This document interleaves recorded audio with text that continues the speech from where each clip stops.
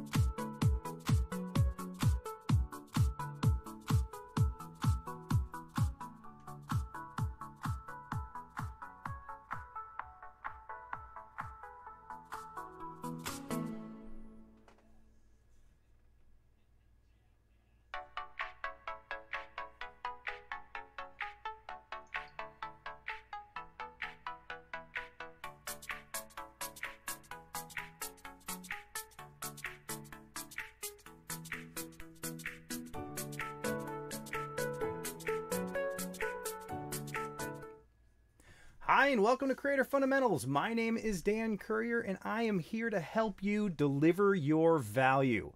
Welcome, everybody, to the live stream. For those of you who are joining us for the first time, we do the subscriber hangout live stream every Wednesday night, 9 p.m. Eastern, here on YouTube. So it's great to see everybody, but I really have a very important question. Is it Yanni or is it Laurel? Hey everybody, I'm going to hop on the chat, say hello to everybody, see who we have out there.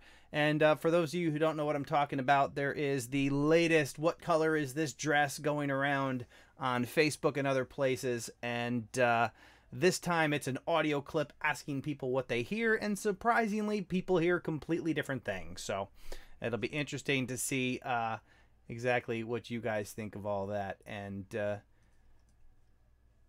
see who we have here in the chat. I see Chris Conkle Vlogs jumping on the super chat. Teaching a friend how to estimate tonight, but I'll be here in the background. Have a good show, Dan. Thank you so much, Chris. I appreciate that. For those of you who may have noticed, that donation by Chris resulted in the removal of 20 points there on the boss stream in the upper right hand corner. Something fun that we do on the live streams now. It's been a big hit where you can basically do damage to the current boss stream by donating via super chat. Whoever deals the finishing blow and brings that hit points or health points, whatever your preference is, down to 0, you get to replace the stream boss and have your channel displayed up there in the upper left hand corner of the screen. So let's hop in chat and see who we have. There were a bunch of people here early, and I do appreciate that. Let me find my chat window and say hello. And that seems to be, oh, there we go. All right. Benny and the Jets Gaming, welcome to the stream. Michael Ferberger, Foul Fish, Jared Bowling, Car Galaxy Studios, Ambi's Fresh Start, Instant Rye Play. Thank you, everybody, for coming and hanging out on the stream. We also have Crawford's Empire, Android Microgamer, Blue Collar Dippers, Kathy Arts, Delo Flow, Fun Learning, Jur of Jurs, Justin Bennett. Thank you guys for joining. Who else we have out there? Jen Adventures TV, good to see you. You know, you did a video earlier about the Yanni or Laurel phenomenon. And it's amazing to actually watch people listen to the audio, and you can hear the audio in the video that says one thing and people are convinced it says something different. So it's what a strange phenomenon that is. Who else we have here? Mama Bear's Backpack, good to see you as well. Who else is out there? Switch Proud, Kevin Boston 7, Let's Play RC and Hobby, The Reed 5, Just Another Curl, Weird City Citizen. Good to see a bunch of you back in the live stream every Wednesday night. It's great to hang out. And you know, I was thinking about this today. I'm kind of the background for this. It's a great opportunity to come and hang out on a regular basis, on a weekly basis, and engage with other YouTubers. I think that's really what this live stream is about, and awesome that you guys keep returning week after week to hang out with each other and share a little YouTube with the community. So let's see what else, who else is in there. Doug Hewson is in the house, moderator with the big hammer. Be sure to be on your best behavior. Let's see who else is there. DJ Scrap and Rooster, I appreciate you stopping in and saying hello. I know this is kind of a awkward time in your schedule. And we have Needs more subs out there as well. Dignity out there as well. Selena Plays, good to see you guys. Life on the Trail, Jason JV, Gearsy. It's always good to see a bunch of familiar names as well as a few new names. It's always good to bring some new blood into the live stream, and hopefully if you're interested in growing your YouTube channel, you'll go ahead and click that subscribe button and the bell so you can be alerted to future videos that help you deliver your value. Well, don't want to miss anybody here. I think I got just about everybody. Rosalie Muir, Christina Link, TVJM, Tamandua Girl, Waves, hello to you too. Jesse Stanley, Seriously Gaming. Who else do we have? Harry Heathen, Exile State Comics, Elite Jamaica Official Channel. Good to see you guys as well. Ambi's Fresh Start. Make sure we don't miss anybody. I think that covers everybody. Hey, newbie here, and yes, I have subbed. It says Just Another Curl. Awesome, great to have you.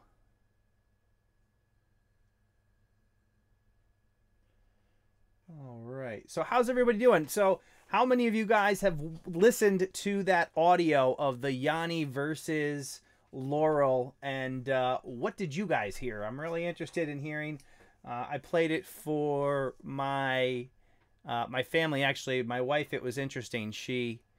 I played it a couple times for her, and depending on when I played it, she was convinced that I was playing two different audio tracks because she heard it different ways both times. So me, it's been nothing but Laurel.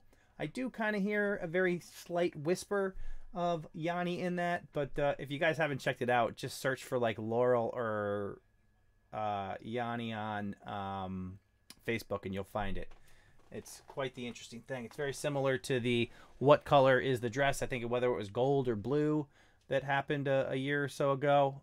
Same concept, but it's amazing to see how people respond differently. So, am I going to play it here? I could try to play it here. Sure, let me see if I can pull that off. I'm sure I can do that. Let me see if I can find a good representation of it. Oh wait, actually, you know what? Here, let me do this.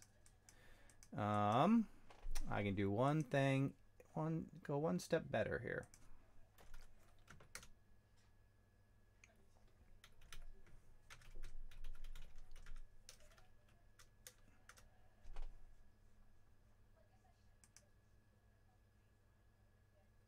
Bear with me for just a moment. Ooh, we just had a subscriber, Fake Plush Pro Duck, which knocks off 10 points of the stream boss. Oh, where? Let's see where I can find that.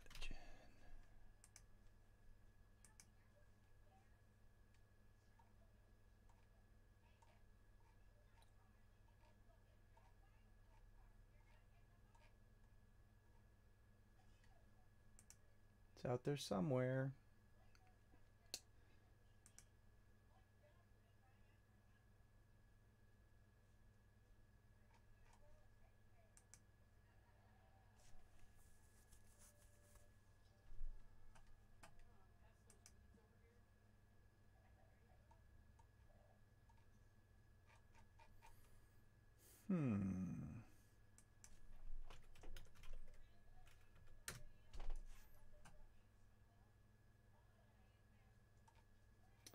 Give me just a moment. I have a specific version that I'm looking for.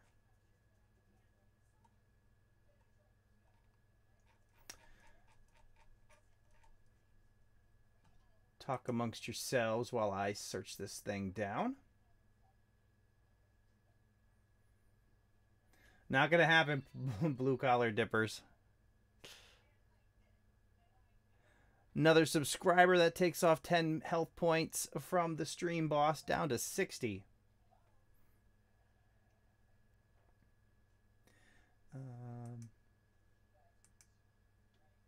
Hey Jen, am I completely mistaken? I could have swore you shared a video about the Laurel Yanni thing, but I can't find it. If it was you who shared it, let me know where I can find it, and we'll play that on the live stream.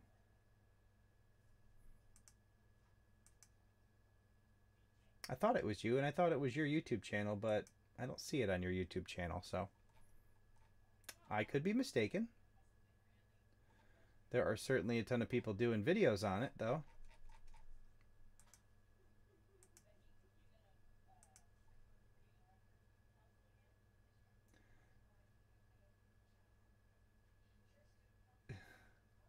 Thank you so much to the Fantastic Joe for the $10 super chat. Get Mansion some good treats. You know, I might have to go get Mansion. Should I go get her and bring her in here so you guys can say hello? I don't normally get out of my seat during live streams, but ASAP Science has an interesting explanation of it.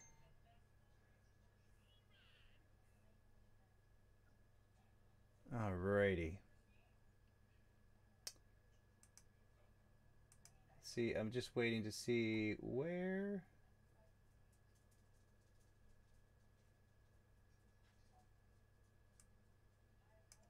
Here, hang on, let me see if this is it. No, that's not what I wanted. All right.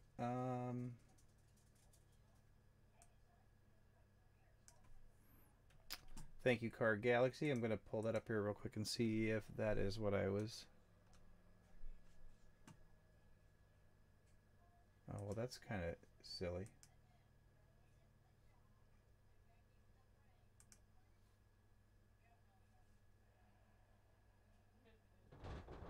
Ah, okay.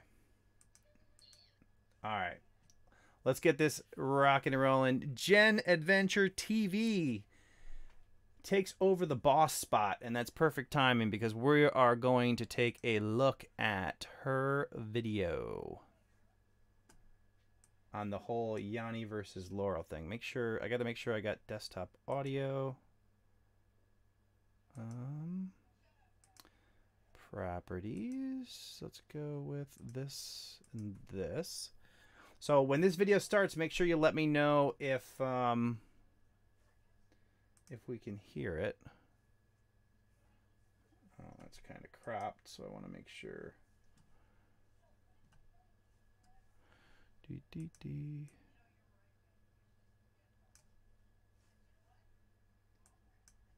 Close that. All right, let's give it a shot and see if I can play this.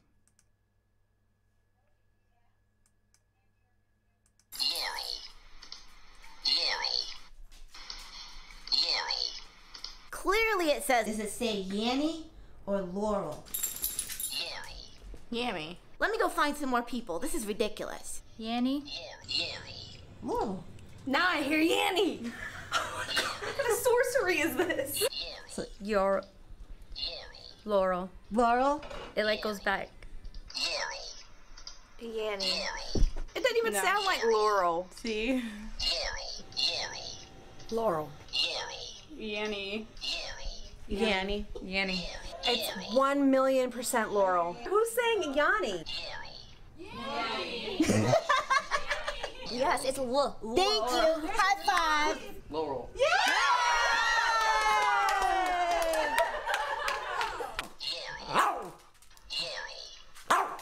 Clearly it says Laurel.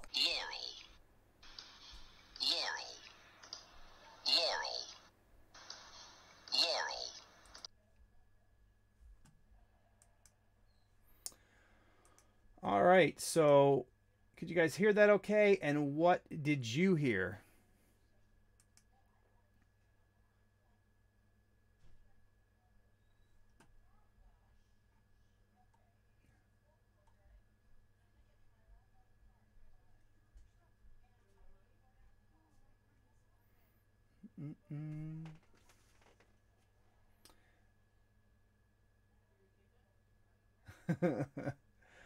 Yeah, there's some people who hear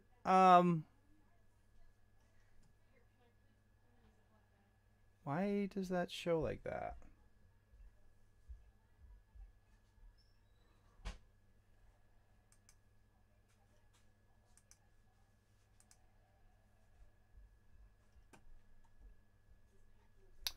Let me refresh this here.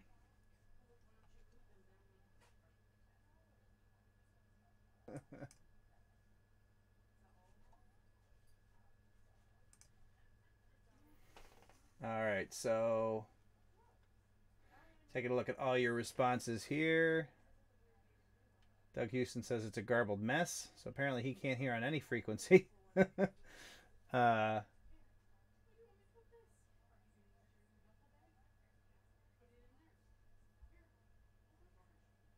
Yeah, so basically what the explanation of this is, it's the audio track actually has both of those words in it. But at first, one of the ways they described it said based on your particular settings, what it sounds like, based on frequencies and whatnot. But I can play it from the same source and have two different people hear two different things. And like I said, my wife heard both at different times, so I think there's obviously a human element involved in exactly what you hear. The closest thing to Yanni I ever hear is a slight whisper of an E sound at the end under Laurel.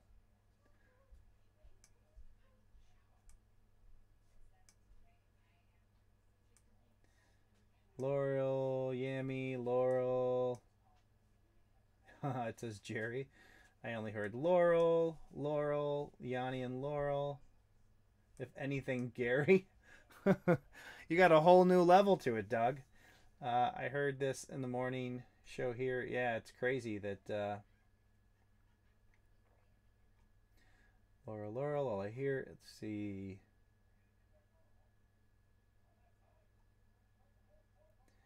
Halo Smith says, what's with this Laurel clip? I heard the same conversation on NPR. Well, some people don't think it's a Laurel clip. Some people hear it as a Yanni clip. They don't hear the word Laurel. When I listen to it, it's clear and concise. Laurel, no doubt about it. But others hear something different. Tyler Letkin, welcome to the stream.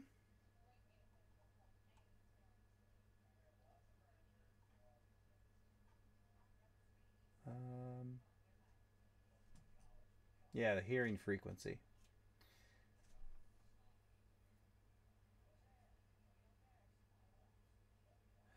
Well, maybe, Harley, you've lost your low frequency hearing. How about that? But think about all the occasions where you think or you assume everybody receives information the same way. And we have something as simple as this where people get two completely different messages. Could you imagine using that same type of approach to give groups of people different information? I mean, you could literally give two people in the same room a message via recording and have them hear two completely separate things and not even realize that each of them was receiving a different message. So it's kind of a fascinating phenomenon for sure.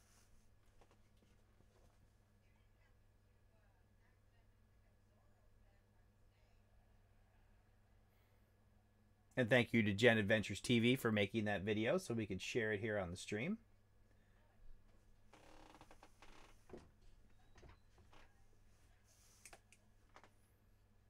Yeah, I don't think I have any hearing loss.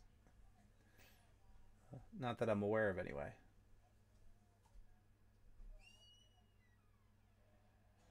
Gen Adventures TV says they say old folks hear Laurel. Does that mean I'm an old folk? But like I said, my wife heard both. My son heard Laurel.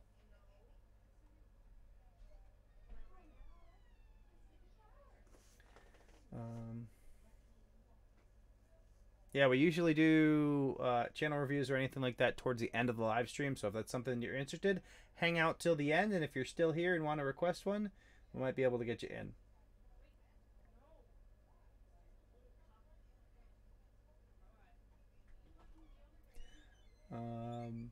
Bambi's fresh start. Oh my God, the government could probably do that. Yeah, no kidding.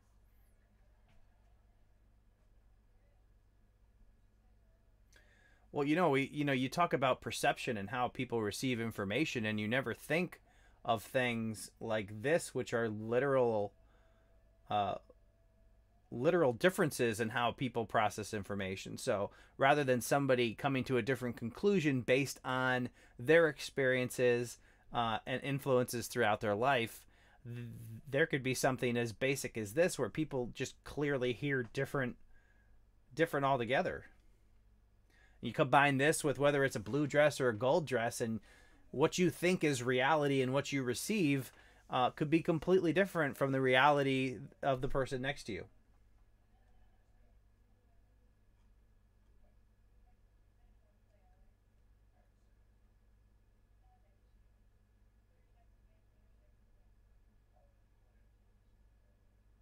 Yeah, see, I don't hear the chipmunk frequency. Todd Edge says, I heard Laurel in a low frequency when I played it on mine. And I heard Yanni in a, suddenly I'm choking, high chipmunk frequency.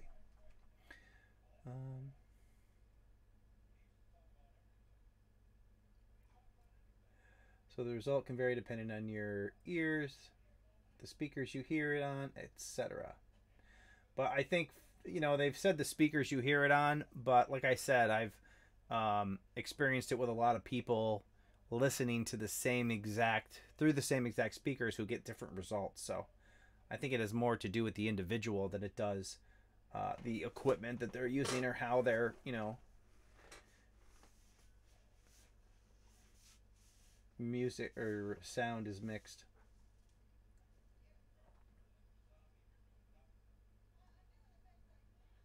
Well, they also claim that by giving people the two choices of Yanni and Laurel, rather than just having them listen and tell you what it says, that can influence them too. So,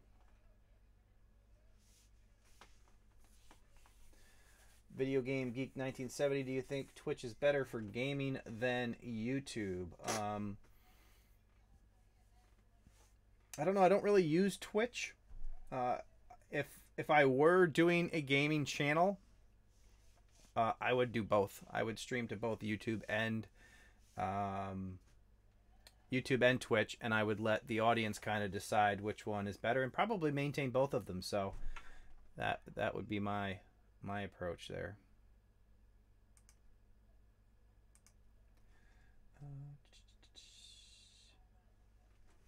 All right. Super enthused. Hello to you too. Welcome to the live stream. So what's the vote? Should I bring in Mansion and make her say hi?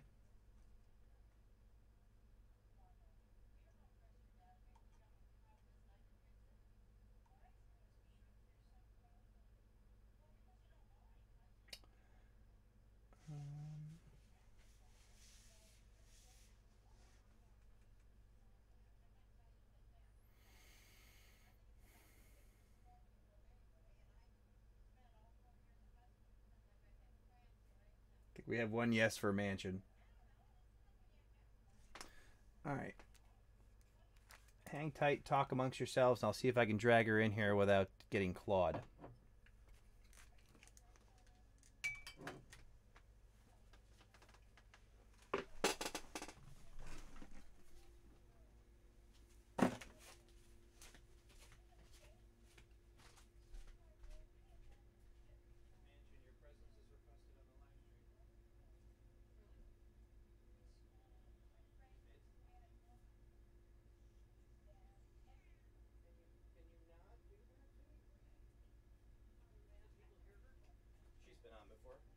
She's a celebrity. Oh, Lord have mercy. Oh my god, oh my god, oh my god, oh my god.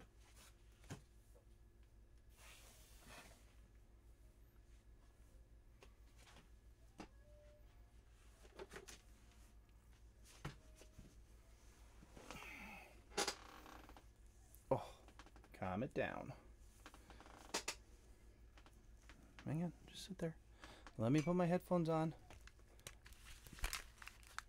It's okay. Oh, you are just... Hey, relax. I woke her up from a nap, so she's not really having it, but... Hang on. You're okay. Oh, say hello. Say hello before you claw me to death. All right. It's funny, when you want her in here, she wants nothing to do with it. When you're trying to do something, she comes in and she becomes as loud as possible. So I tried to get her face on screen, but now I'm just covered in cat hair, and I have several puncture wounds in my shoulder.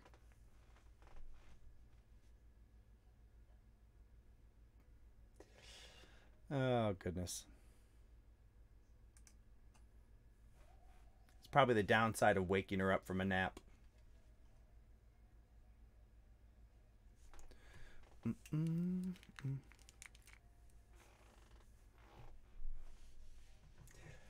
Yeah, that's pretty much how it went.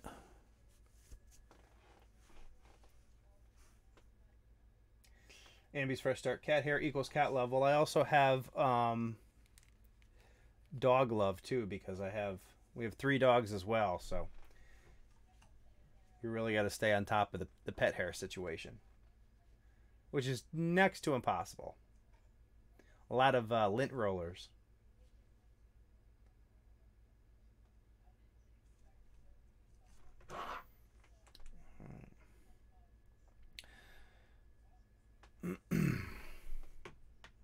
So did you guys notice that that all of our channel art was messed up this morning on YouTube?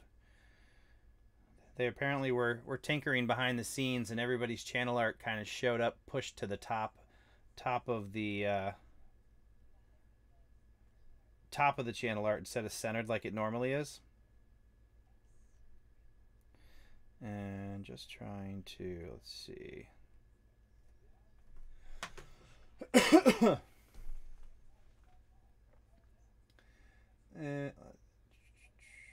Mansion is my cat.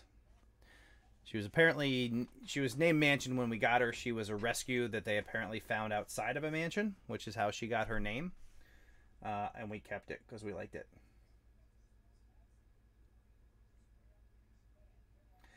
Well, yeah, normally your channel art is kind of centered on a desktop version, but what it looked like it was basically displaying from the top edge of your channel art down. So for a lot of people, it cut off the bottom of it or pushed all the graphics beyond the field of view. So I think they fixed it sometime, maybe around lunchtime or so. It was there for a while, but I reached out on Twitter, and there were some. I saw Team YouTube come back with a response to somebody else that they knew it was an issue and they were working on fixing it. Alex Fishing, good to see you. Analytical Chick, welcome to the stream. Exile State Comics, I Just Game. Remedy King, good to see you guys. Thanks for coming and hanging out. Leadership with Mike. Chris Conkle Vlogs. I saw the weird stuff with the channel art. I also had my webpage lose its header as well. Not sure if it's even back yet. Yeah, she's a very, very pretty cat. Let's see here. I wonder if I can... Let me try something. Let me try something.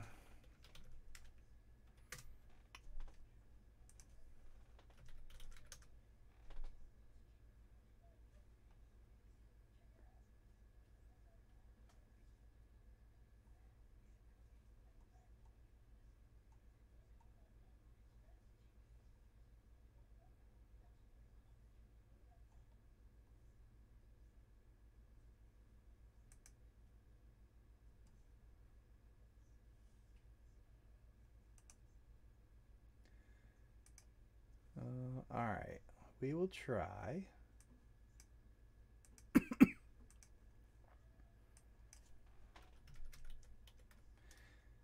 Despite her unwillingness today, I'm going to show you what she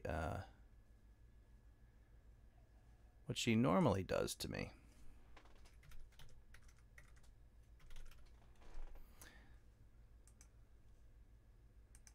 If I can make this work. Image.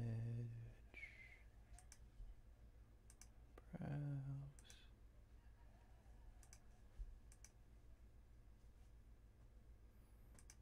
I think that'll work.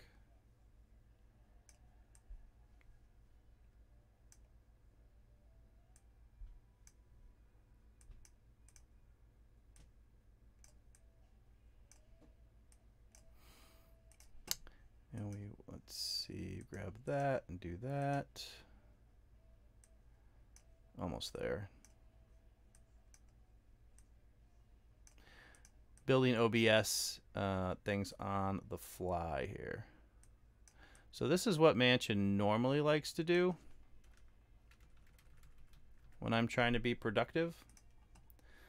And that is basically get in as much way as possible to prevent me from doing anything of major value there. So she likes to throw herself between me and the keyboard or other places that are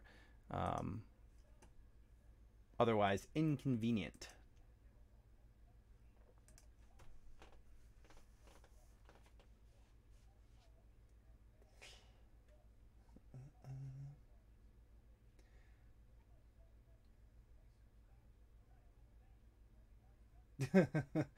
Yeah.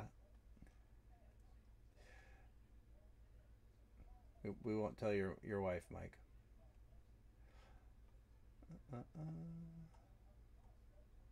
Yeah, we like the name Mansion too. That's why we stuck with it. It was kind of unique and had character. Seriously Gaming, I love seeing Graveyard Girl's story. Thanks for spotlighting that, Dan. My kids used to watch her. Yeah, did all you guys watch the video I did on Graveyard Girl and Shane? I thought it was a good story. I thought it had a good message. Now, granted, I had some feedback where people said, oh, well, she didn't grow for being herself. She grew because she was... you know, presented on Shane's channel, which granted he's, you know, has quite a few million more subscribers than her. But I think the point more was not so much that being herself helped her grow, but not being herself caused her channel to start to fail because people recognized it as being inauthentic. So I think in that regard, it's a really good message. If you haven't checked that out, you can definitely check out that video on Creator Fundamentals.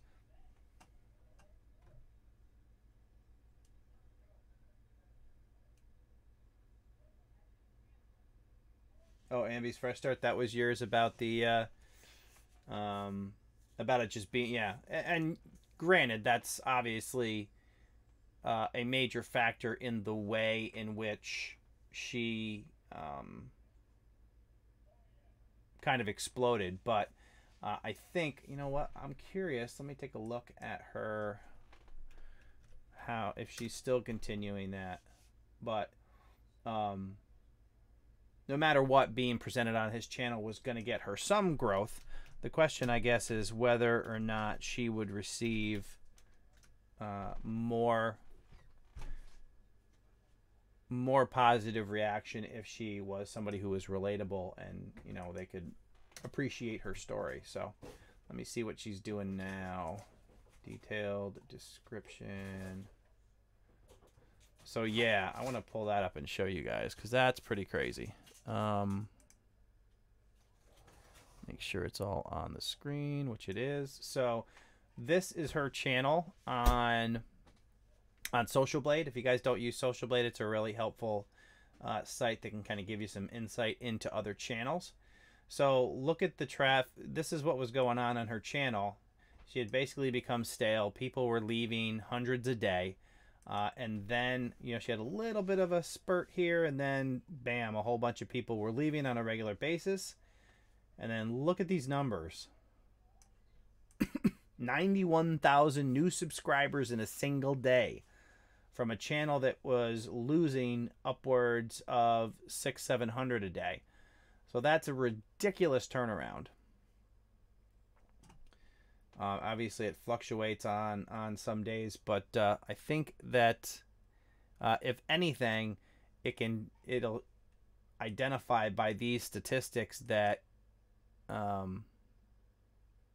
people aren't going to stick around if they know you're not being true or honest, and they definitely appreciate it when you are sincere, that is.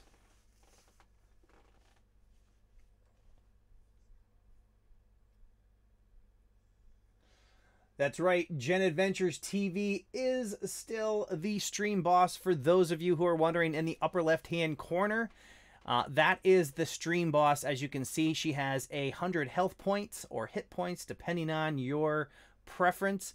And what that means is she will maintain that spot there until somebody knocks her out of that spot. Now, to remove hit points from her, for every $1 of super chat you contribute during the live stream, that takes off 5 points. So obviously you're looking at a $5 super chat donation knocking off 25 points, etc. And whoever it is that zeroes her points out replaces her as the stream boss. Just kind of a fun way, instead of simply having your super chat comment pinned to the top of the chat, which normally happens.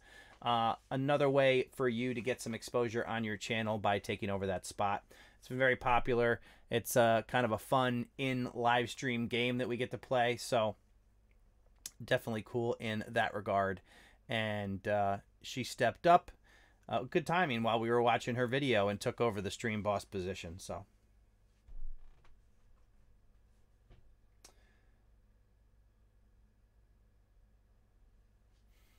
Doug Hewson, you need to give the stream boss some privileges until they get knocked off. What kind of privileges would you like me to give? I'm not against that, but you'd have to let me know what your thoughts were on that.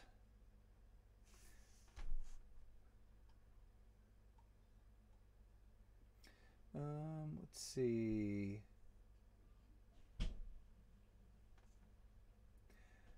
Dan, you'll be in New York City anytime soon. I don't have any particular plans to go to New York City, but I'm not really that far away from New York City. One of the things that I'm going to be doing through the rest of this year is trying to get a sense of what type of YouTube gatherings exist or are planned typically here in the Northeast.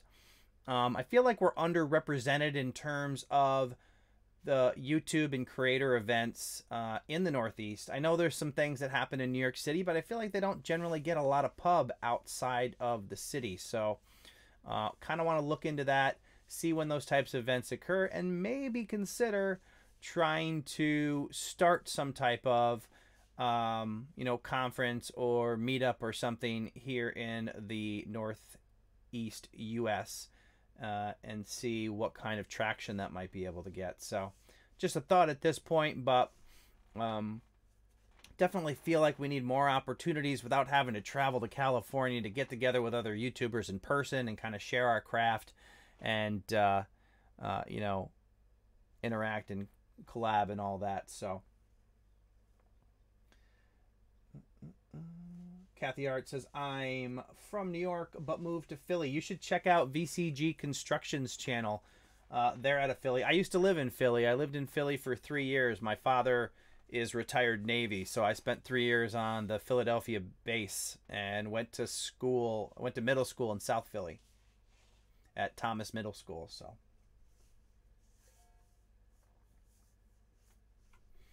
yeah, I think we need a little East Coast love. California gets all the conferences. You got VidCon and VidSummit and ClamorCon and yeah. Ambi's Fresh Start, same distance for me to go to Toronto as New York City. Where are you located, Ambi's Fresh Start? I'm close to the Northeast, just in the wrong country. Oh, so you're in Canada, obviously. You also have Gord Eisman. He's from Toronto. For those of you who don't know Gord Eisman, I've had him on the channel. Also, the guy I have that's working on my website is out of that area as well. Kathy Art says, wow, I live in South Philly next to the Navy ground. Yeah, so back when I lived there, I mean, it was quite a few years ago, but they used to have Veterans Stadium was there, where the Eagles and the Phillies played.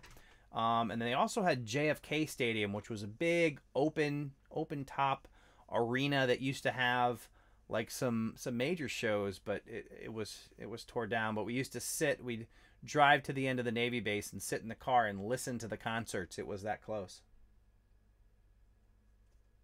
Car Galaxy Studios, I'm in Niagara. Nice. See, we got enough people here. We could set something up. Do like a Syracuse meetup. I could make that happen.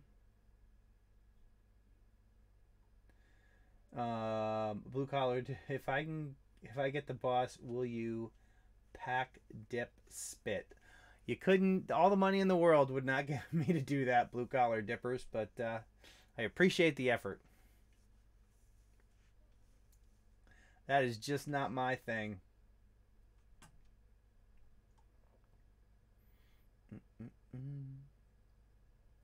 Needs more subs. I can see Canada from my house. I just gamed Baltimore, Maryland.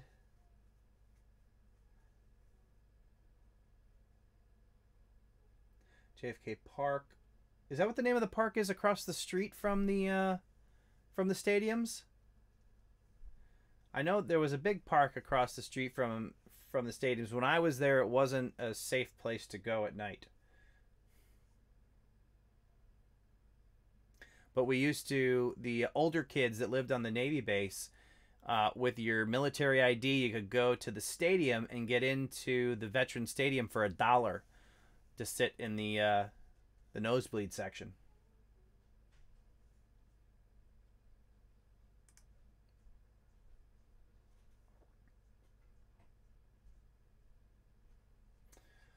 Guy the ITF finally moving to Janesville. Where's Janesville? I've been to Niagara Falls once. I'm liking Boston. It's an hour from me. I love Boston. I don't get to go there that often, but it's a good time when I do go there. Like the Quincy Market area.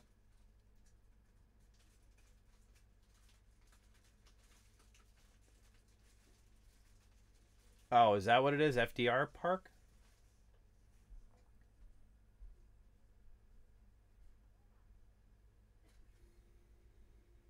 It was very interesting because I think it was my confirmation.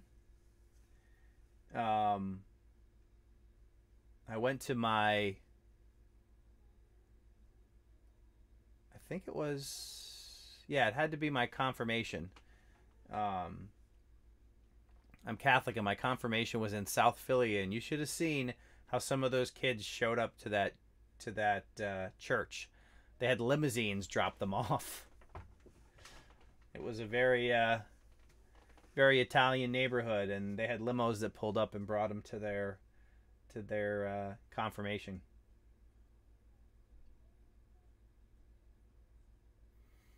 Guy, the IT guy, never been to a ball game. Oh, you're missing out. It's a great experience. I've been to Shea Stadium. I'm a Mets fan. Also been to Veterans Stadium. I've been to Yankee Stadium, Fenway Park, Wrigley Field. Trying to think if there were other ones I went to.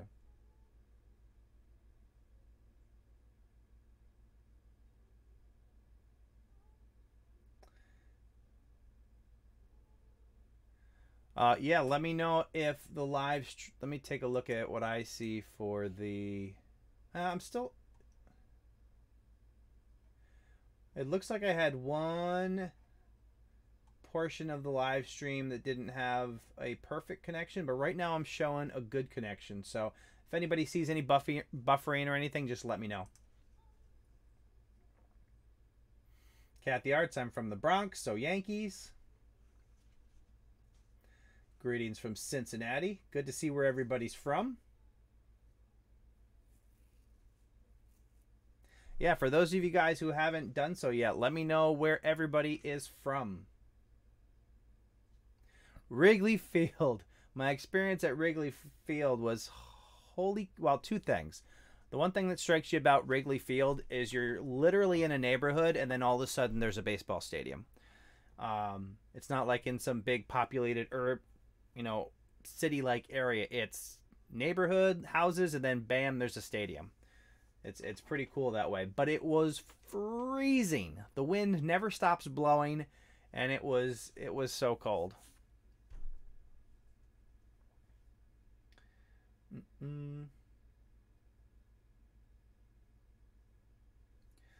The greatest sport ever, hockey? Well, we're gonna have to agree to disagree there.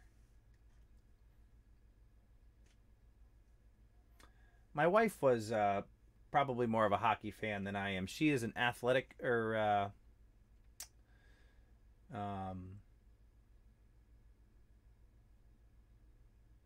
athletic trainer by trade, and she used to work for a couple different colleges with their hockey teams. So she was kind of a hockey fan for a while.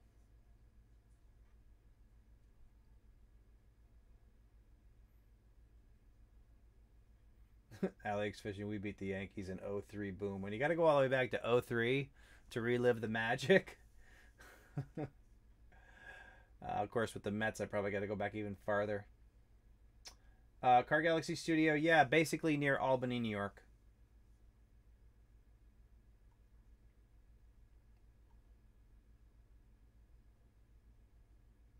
Oh, Jimmy Buffett?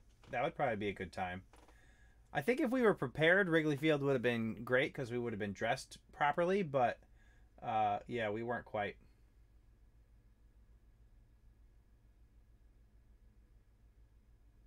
Analytical Chick, NYC. Jason JV, Silicon Valley in Cali. Shiloh from Alaska. I think your name kind of gives that away, but born and raised in Alaska and love vlogging. That's got to be a great place to vlog from. One thing I like about YouTube is it's a game of chance, and I'm not just talking about SEO rankings. I'm also talking about it's a game of chance with getting more views, more subs, and more watch time. I don't entirely agree with that, late bloomer. There are some ways to get lucky in that regard, but there are definitely some best practices that will get you a lot more views than you'd get otherwise. So when you talk about like a video going viral or, getting picked up by the algorithm and spread across YouTube, yeah, sometimes that kind of feels like there's a little luck at play because you're at the mercy of how people respond to the video, and you, as much as you try, you can't perfectly identify how a group of individuals is going to respond.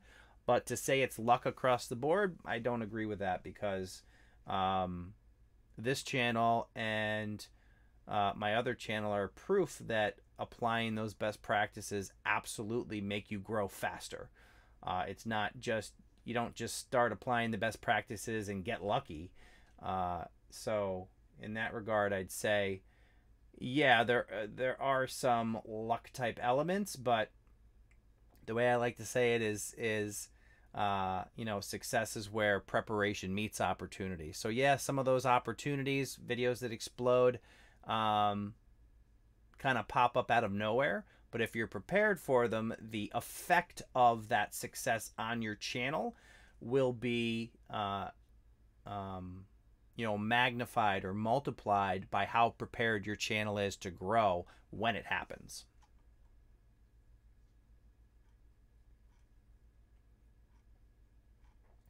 And that silly scrolling thing just happened. Denise TV, Filipino here, but living in Malaysia. Weird City Citizen, I love Australia. Let's play RC. Did you say you're... yeah, I've been to Fenway. The thing that struck me about Fenway is we drove to Fenway, and the place where we parked, I don't know, we had to pay like $20 or $30 to park there, and it was just like a space between two buildings. And when we came back, there were literally like 3 rows of cars squished into the spot around our cars. So we literally couldn't move our car until everybody else in the parking lot came and took their cars. So that was quite the experience. And then we went to a bar across the street from Fenway. And the thing I remember about that is it served beer with actual blueberries in it, which really isn't my thing, but that was what stuck in my head about that trip. And I think it was Boston was playing the Mariners at the time, so Ichiro, we were sitting behind Ichiro, and the crowd was relentless on him. So Harley from California but living in Salt Lake City, out there in Utah with Daryl Eves. Seems like there's a billion YouTubers in Utah. Late bloomer, Tiffin, Ohio, but I live in Helena, Ohio. Where is that in Ohio? Is that the northern part, or... I drive through Ohio every year on our way to Wisconsin. So I was just curious where it is in relation.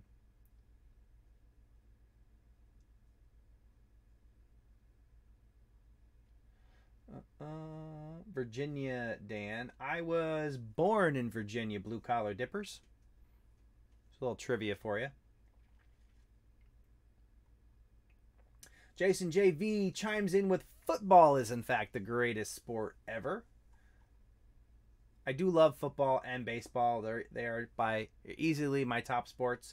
Didn't really get into basketball all that much. And I don't mind watching hockey live, but it doesn't really do that much for me when I watch it on TV.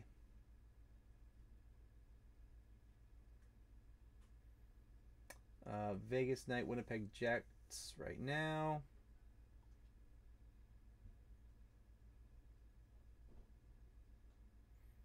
Does that say Pennsyltucky?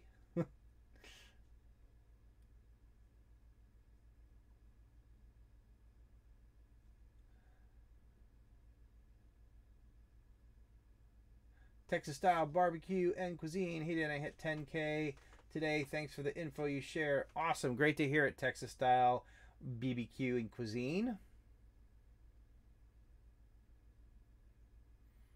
Critical millennial.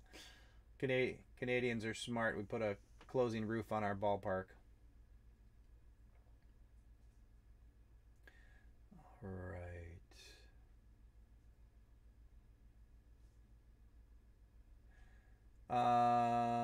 Dan, how do you find YouTubers near you? Like, I'm trying to find YouTubers from Philly.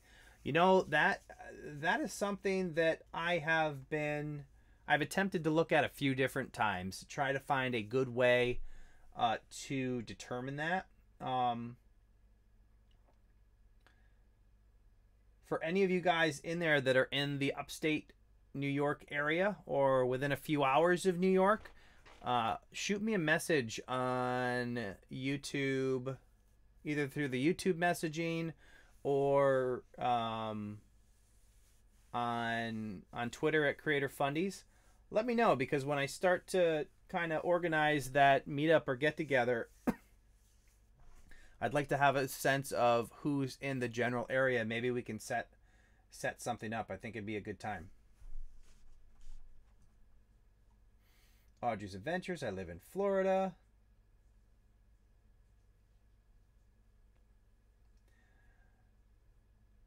I always wonder if YouTube's part of the curriculum in London. I meet so many YouTubers from London.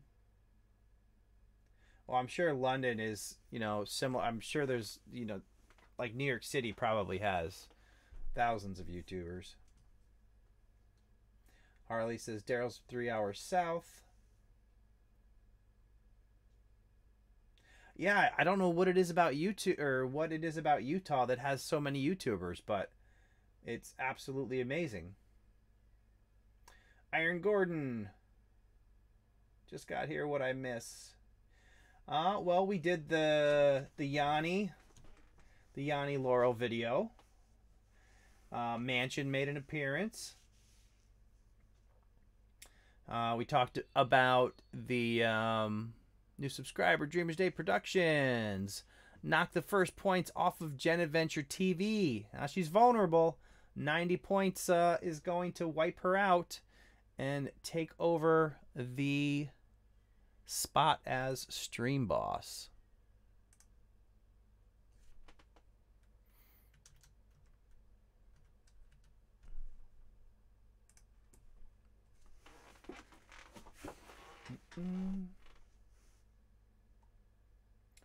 Plain old network is the best way I found.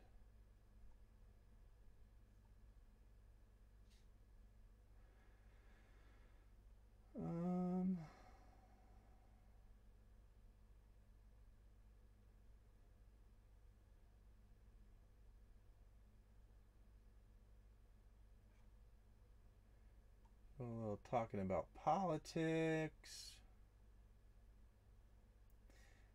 Oh, Utah has a big geeky convention too. I did not know that. Numbskull News, I appreciate your videos. Thanks for the tips. Well, thanks for joining the live stream. I appreciate it. Actually, let me pop out this chat so I'm not looking off into nowhere here. This probably makes a whole lot more sense to put it here. Video Game Geek 1970. Have you heard of DTube? I have not heard of DTube. I have a guess of what it is basically, but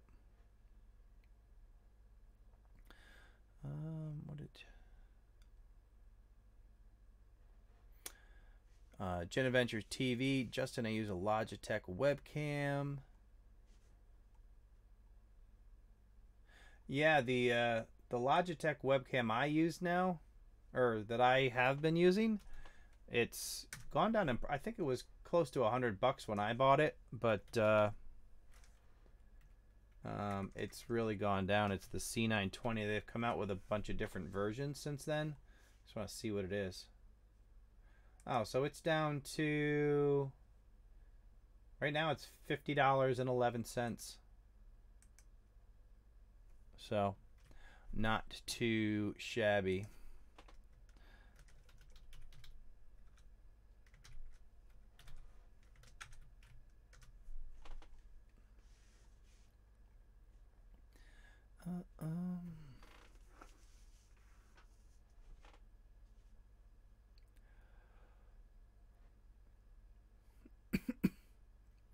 Found some YouTube people to meet. Yeah, I've considered trying to do, because I don't. It's really difficult to find YouTubers, local YouTubers. I'm assuming there's some in my general area, but trying to find them is kind of difficult. I know of a couple of them, but like the biggest one I found in this area was, I think she was like a high school girl who left for college. I think she had like a beauty or a lifestyle channel a couple years ago, and she grew her channel pretty good. I'm not sure if she's still active, but the only way I found her was by searching for like YouTubers in my area and finding an old news article that mentioned her.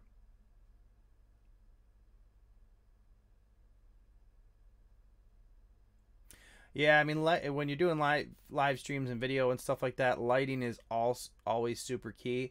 One of the things that I have found with the Logitech C920 when you're doing when you're using it with OBS is, once you add it as a source, you actually want to configure it and get into the Logitech settings and tweak the settings and do like the manual focus to get it to look much nicer and crisper than what you normally see. Just when you leave it to its own devices and make it try to focus and stuff, it tends to be kind of blurry. So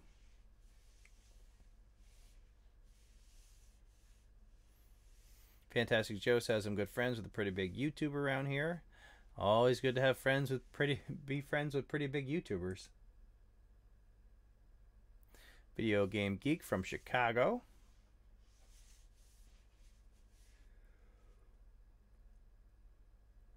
Yeah, see, I don't know how, first of all, I got to find out how many YouTubers might be in the area. But I was thinking, if I plan something like in Syracuse, New York, which is centrally located to any YouTubers who are in New York, and then maybe be able to pull in some people from Philly and stuff, might be able to get a decent sized group.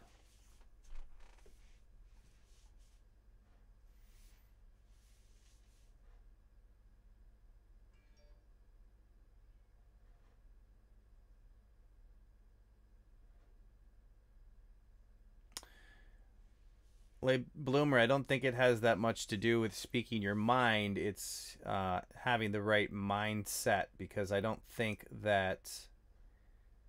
I think if you want to call YouTube luck, then you're kind of missing the point of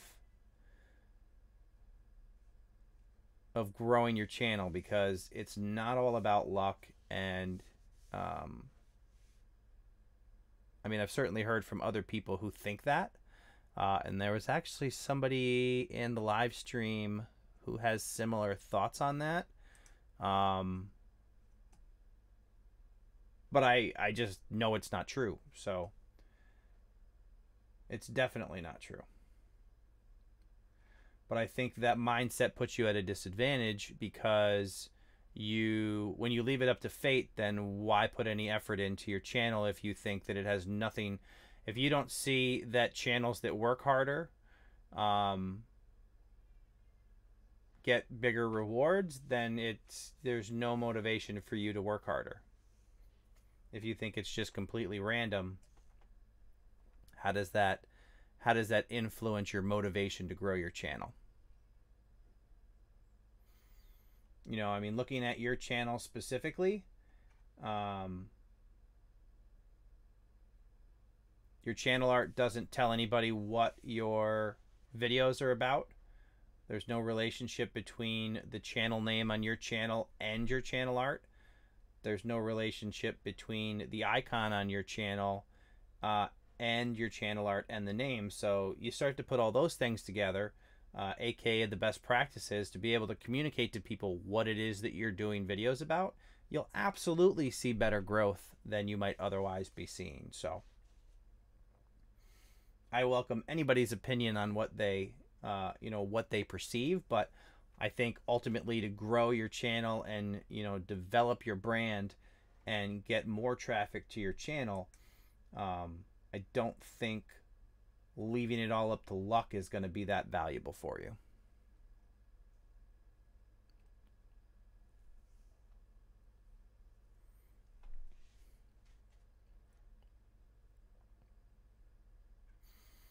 Yeah, the C922 is the next step up. Yeah, I think, see, that's the other thing. What I tend to see about people who chalk it up to luck, at least in some cases, I know some people who work hard who still think it's luck, but they tend to focus on the luck being the the explosive videos, because you'll absolutely grow, but you can't necessarily force every video to become a viral video and get hundreds of thousands of views, etc.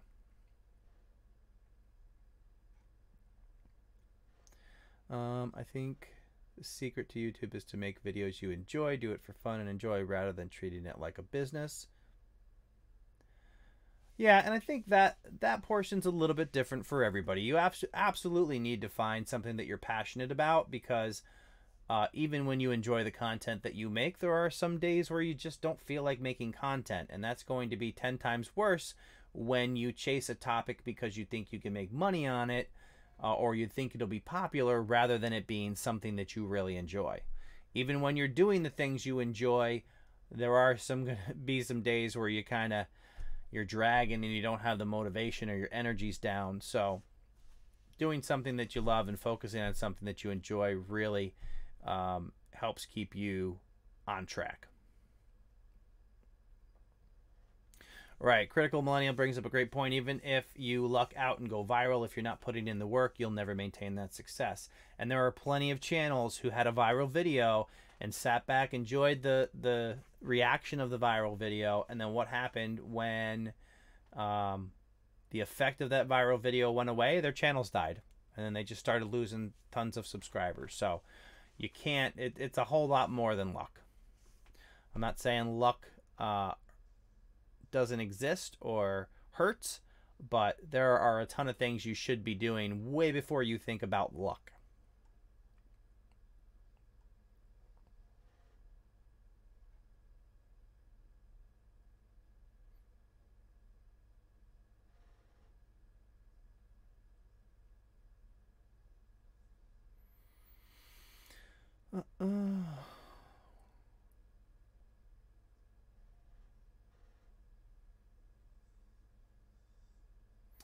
Halo Smith, my channel was getting an average of 6 subs a night until February, and now I only get a few a week. A lot of people have been noticing kind of a downturn in the last couple months. I've certainly noticed it on my channel. I've heard it from some other bigger YouTubers as well, that the last few months have kind of been slow, but I've also heard from people that say that the second quarter is a notorious downturn for a lot of channels. So it's really hard to say exactly what that effect is. Let me see. I want to take a look at something here. Do I still have? Do a little social blade digging.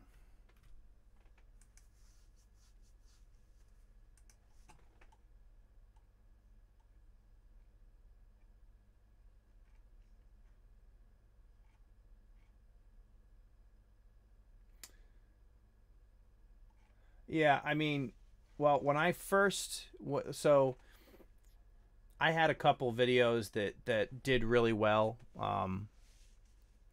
don't necessarily if I'd call them viral, but perhaps viral in my niche.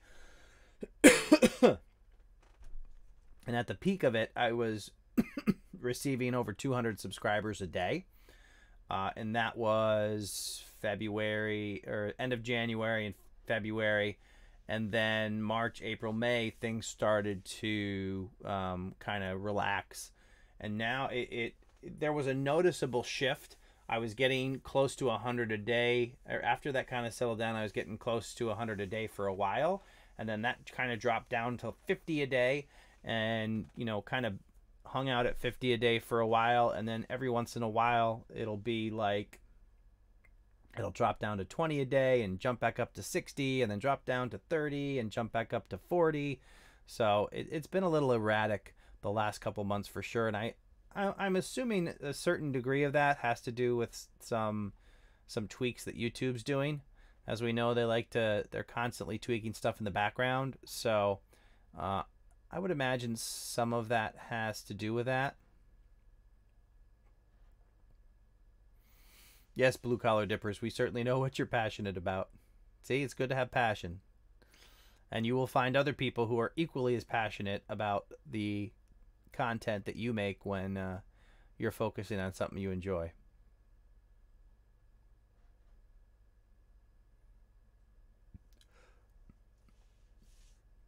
Needs more subs says, when a popular Redditor finds and posts a video of yours, that's luck. When you have a ton of other awesome quality videos on your channel for new arrivals to watch, that's preparation. Exactly, and the power of that. So I know another channel that had kind of a success video that got tons more views than the other videos on his channel, and resulted in some, you know, major subscriber growth and whatnot. But the video itself was kind of outside of his niche, or his general focus on his channel. So while he did grow and it was a success and he grew significantly, I think the fact that my video that took off was, you know, in the sweet spot of my niche, and I already had hundreds of videos that were all on a similar topic. So when that video took off for me, it resulted in thousands of new subscribers from that one video.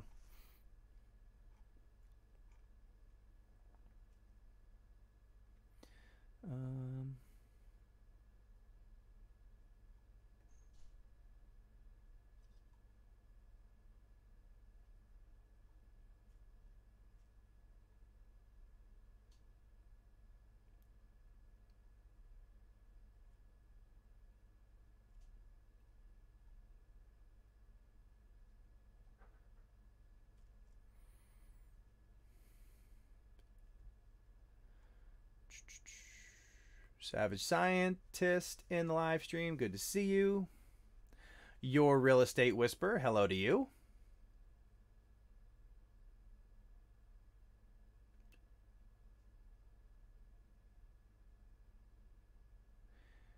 Late bloomer, yeah, I mean, at your own pace, man. Whatever, whenever you're able to do some of those things, just implement them over time, and you will be surprised at just how well they can do for you. So Harley says, and you also had a follow-up plan for that one video. So yeah, my plan, for those of you who don't know, the massive growth of my channel came when YouTube announced that they were changing the requirements from 10,000 views to 1,000 subscribers and 4,000 watch minutes. Well, like many of you, at that time I had two channels that did not meet the 1,000 subscriber / watch time limits. I had this channel, which probably had about 750 subscribers at the time and 2,000 watch hours, and I had the Average Dan, which had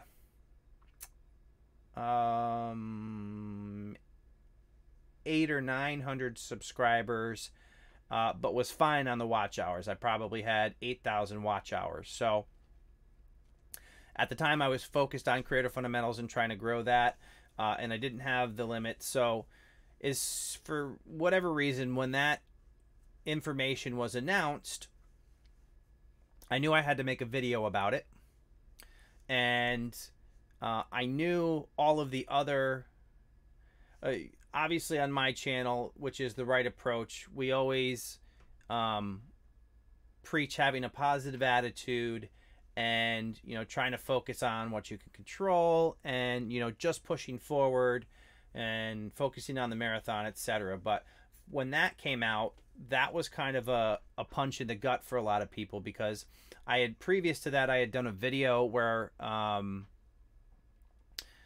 it was kind of a follow-up video to all the people who were waiting to be monetized at 10,000 views. So I had a lot of feedback on my videos of how frustrating it was for people who had gotten to 10,000 views and 3 months later they still had not been monetized. So when that new information came out, like I said, it was a punch in the gut. I knew everybody was going to be upset with that. I was upset with that they kind of changed that out from under everybody. So I immediately decided to do 2 videos. My first video was going to be an emotional response where I acknowledged the frustration that everybody was feeling, and basically tapped into that frustration and anger that all of us as small YouTubers felt at that time. And then I immediately followed it up the next day with a how-to video, which is basically, okay, yesterday was our opportunity to vent. Today, how do we actually fix this? How do we reach the goals of 1,000 subscribers and 4,000 watch hours? And I put that into place. And then the first video took off, went to about 60,000 views, I think, gained about 1,000 subscribers for the channel. And then that second video has gone on to get about 150,000 views, and it's probably, probably around 5,000 subscribers from that one video. So a lot of people have come to this channel through that video. But in addition to that, because all the other content existed, when people came and watched that video, they just didn't simply watch it and say, yes, I agree, and move on. They chose to subscribe to the channel because I had branding that was cohesive and everything, you know, looked the part, and it was professional looking, explained what the channel was about, let people know that if they liked this video, they were going to get more similar content from the channel. And I think that really helped to take advantage of the fact that that opportunity arose.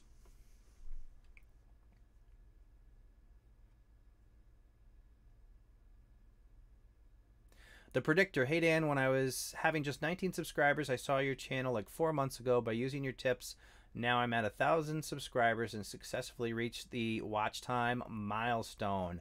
Awesome, man. That is fantastic. Thank you so much for sharing that. Yeah, I mean, once you start to put this stuff in place, it's not rocket science. It's not, these aren't like some super secret tricks. I'm not an expert. I'm not a guru. I'm just somebody who started to apply best practices after doing research, realized they work, and decided to share them with everybody. So they absolutely work. All you have to do is be committed to applying them and being patient. That's the biggest problem. People don't have patience anymore. There's no patience on YouTube to grow a channel. I get people who leave comments who say, hey, I've tried everything and my channel's not growing. Okay, you've been doing it for 3 weeks. You have 2 videos. And yet you're complaining that your channel isn't growing. Well, you're not even close to putting in the amount of effort that you need to actually see a successful channel. The milestones or the markers that I like to tell people: be committed to 1 year and 100 videos without thinking about growth or feedback or success. See where you are after 100 videos, where you focus on trying to improve a little bit with each video, and you'll be amazed at what you start to see happen after those 100 videos and that year arrived. Savage Scientist, do you consider yourself a big YouTuber now? If you're talking to me, absolutely not. I'm not a big YouTuber. I still consider myself a small YouTuber. You know, we're all just fish in the pond kind of thing, and there is plenty of room to grow, so definitely not a big YouTuber. I think I will officially consider myself a big YouTuber when the business side of my YouTube channel can support me. It's to the point now where it can support itself in terms of you know, being able to make improvements over time and whatnot. But I wouldn't go the route of saying you're a big YouTuber or a successful YouTuber for my personal preference until it is its own. You know, it's a business that can support me in the endeavor of focusing on the content 100% and growing the channel. You're a real estate whisperer. I found you from another creator on another channel. I bet you I know what channel that was. Kevin Boston 7, the stream is not working for me. What is the problem that you're having? Anybody else having problems with the stream?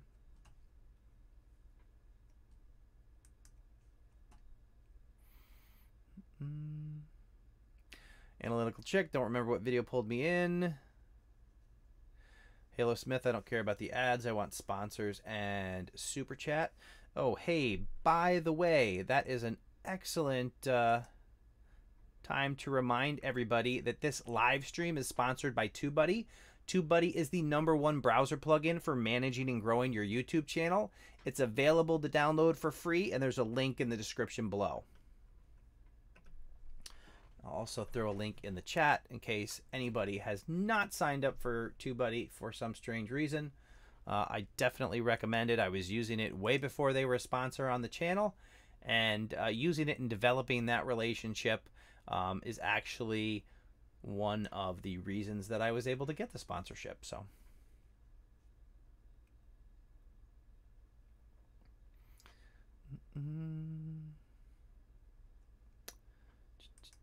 let's see.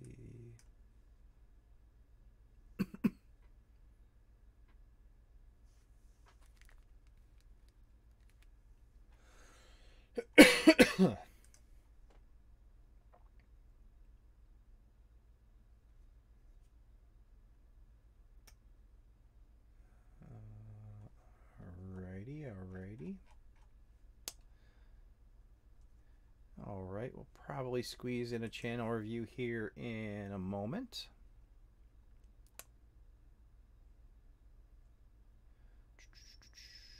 All good here, good for me, looks good on my end.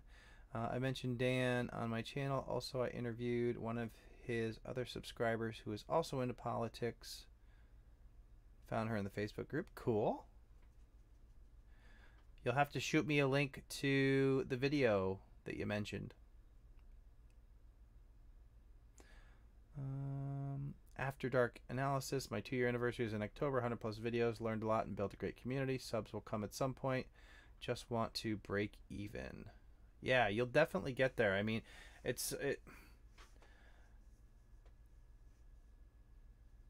sometimes it does seem slow and it seems like you're not getting traction and stuff, but you keep putting in the work, and you are actually making progress over time. You know, you are building kind of your street cred with YouTube in terms of them understanding what your channel is about, and you will start to see growth.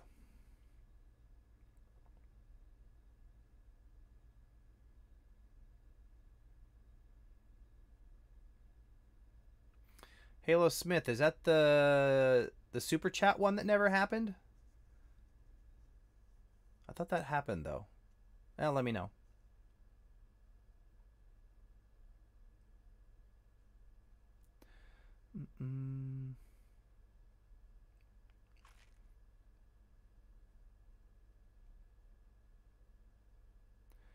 I have been watching this channel for a while, but I think it's my first time participating in a stream. All right, now I'm thoroughly confused. I've been watching this channel for a while, but I think it's my first time participating in a stream.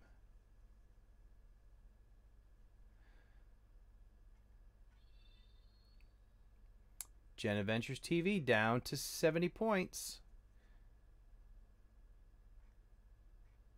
Halo, all right.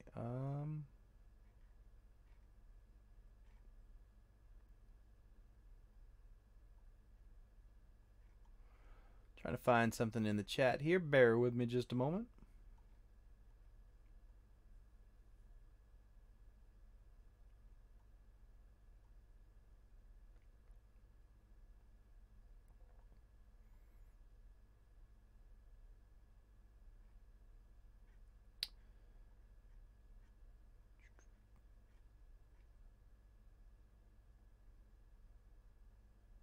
Ah, okay. Now I understand. Now I get it. Now I'm caught up. All right. And take a peek here.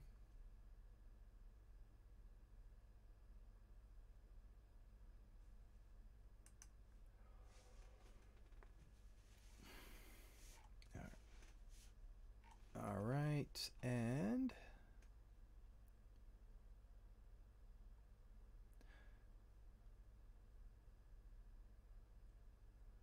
does anyone know why in Social Blade there are always two figures, one low and one high? Two figures relating to what? You're talking about money? If you're talking about money, the two figures is just a range based on an estimation of what your cost per mil is, because they don't actually know how much your channel is earning. That information's not available to them. So they do estimates on the dollar amount based on some typical CPMs. Fantastic Joe, calling it a night. Have a good night. Thank you for hanging out. Slow growth.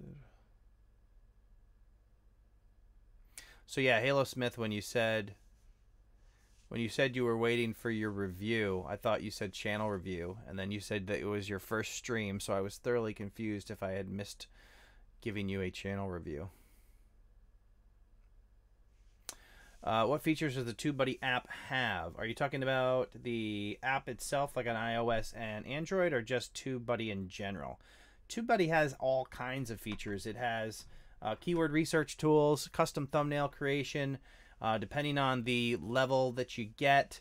One of the things that I like that's available on the free level is the what's called promo materials that you access through your account on their website, which allow you to create short links so you can kind of keep track of traffic to certain links that you share in your description and other places. It'll actually give you the count of how many people clicked on your particular short link. There's also a lot of like bulk editing tools at some of the paid levels that allow you to change information in all the descriptions on all of your videos at the same time. With the top tier account, you can do A/B testing, which basically allows you to upload two different thumbnails on the same video, and each day it toggles back and forth between the thumbnails and then provides you with statistics to show which one performed better to help you maximize your views and watch time, etc. Presuming that the Android app is, I have iOS. I assume they are very similar in that regard. So the TubeBuddy app lets you, I think the coolest thing is that it lets you see your keywords on a given video and the rankings of those. I'm trying to load it up here, and we'll give you kind of the snapshot of what this looks like. So let's see if I can do this here.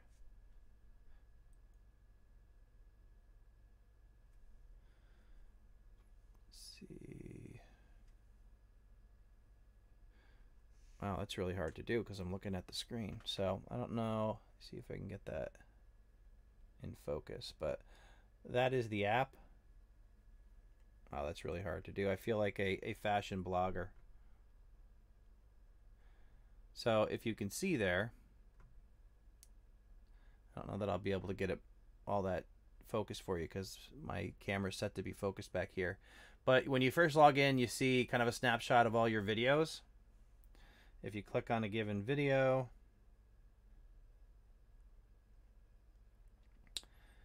it shows you your kind of your SEO. Oh, that's hideous. Yeah, that's not going to work. So I'll just walk you through it. It gives you a best practice checklist. It shows you your thumbnails and will provide you with suggestions. You can access suggested tags for your videos, which is basically just like a list of them that you can check and add to the video. Gives you an explore option when you can do search on it. Also gives you the little promo materials tag that allow you to quickly copy the video URL, the video title, video tags, video description, a URL to the thumbnail, and the thumbnail image, so you can copy your thumbnail image to clipboard. It also gives you a quick view of your comments. That's kind of, you can see that a little bit. And you can go in there and do some things. It also gives you access to your milestones that you can save and share on social media or wherever. I actually like that because you can save it to your photos on the go when you reach one, and then you can put it on Instagram or Facebook or wherever. So that is cool as well. So that's kind of the walkthrough. There's also a topic planner thing, which is basically just kind of a notes section where you can keep track of topics that you want to make videos about. And see if I missed anything here. There's also an industry news section, which is helpful. And canned responses are also in there, where you can save responses to use in responding to chat and other places.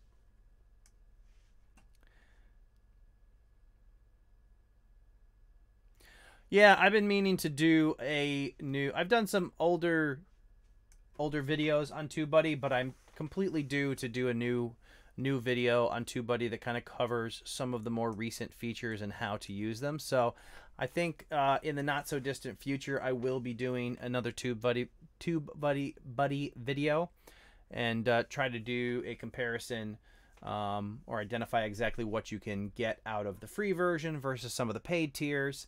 One of the things that I heavily used when I first started using TubeBuddy way before I was sponsored or anything like that was their custom thumbnail tool. I found that really helpful to be able to create your thumbnails in line. I've since transitioned to GIMP because I actually do the whole thing from scratch in GIMP, which is basically like a Photoshop program. But I did tons, close to 100 videos using that approach with the TubeBuddy thumbnail creator.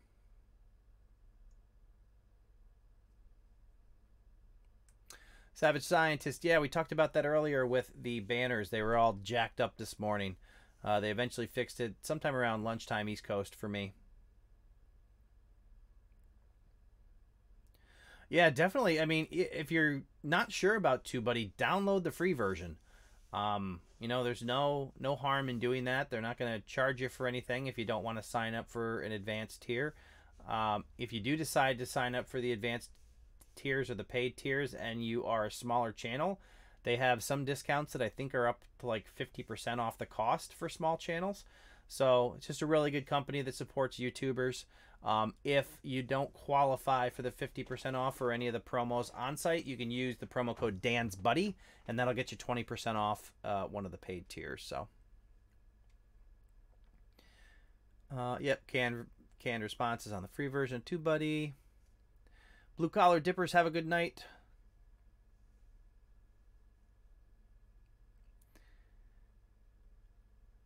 After Dark analysis, even with the free version, it seriously helped my SEO. Absolutely. Everybody should be using some type of tool to handle their SEO, help them figure out which keywords they should be using and how they can use those to improve your channel. So let's play RC and Hobby. Take care, Dan. Have a good night. Have a good night as well. Who else we have? Kybal. I'm using TubeBuddy for tags. They sometimes suggest good tags. Absolutely. Jason JV, love using GIMP. Yeah, I've become quite used to it. Yeah, I'm not sure why they call it GIMP, but that's what it is.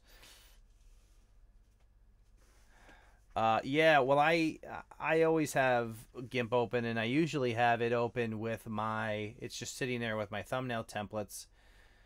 And right before this live stream, my computer crashed and closed all of the open GIMP files that I had. So there's that. That was unfortunate.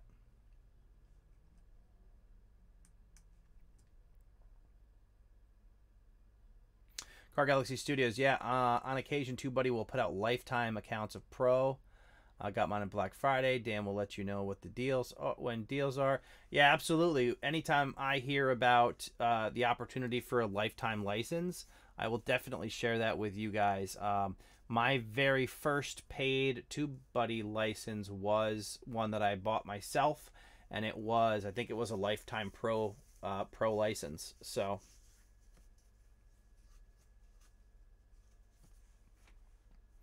Oh, hey, and the best part, check it out.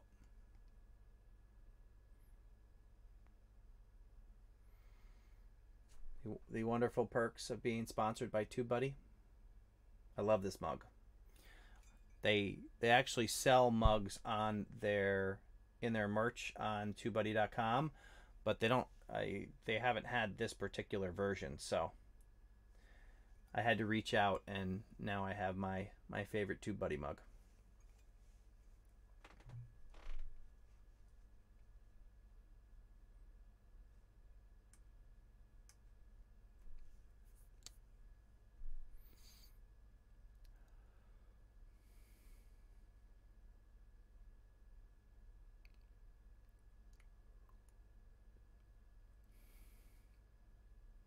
Oh, graphic image oh, interesting. Oh, new image. There you go. Needs more subs, and the Man Cave video explained what GIMP stands for.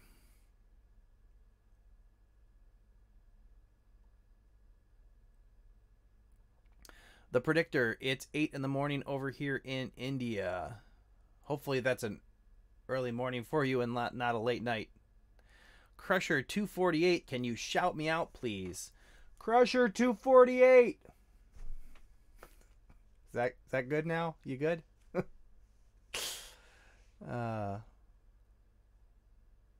Halo Smith, my only complaint with GIMP is how long it takes to start. Yeah, that that definitely, it does take a while sometimes.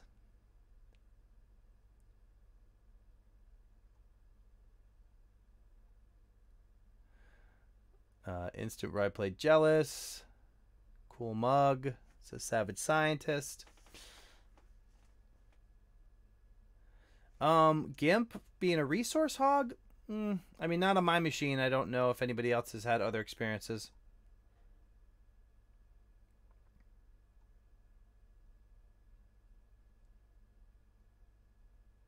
Savage Scientist, you're not a real YouTuber until you get a mug. That's it. Drop the mic. I'm done.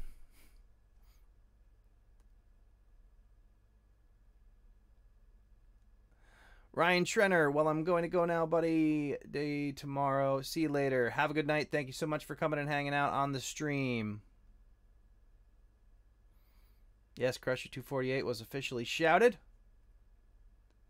My work here is done. Let's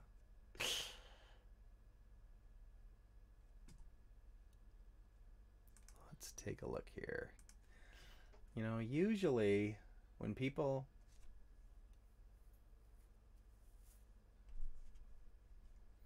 I don't know. Let's see here.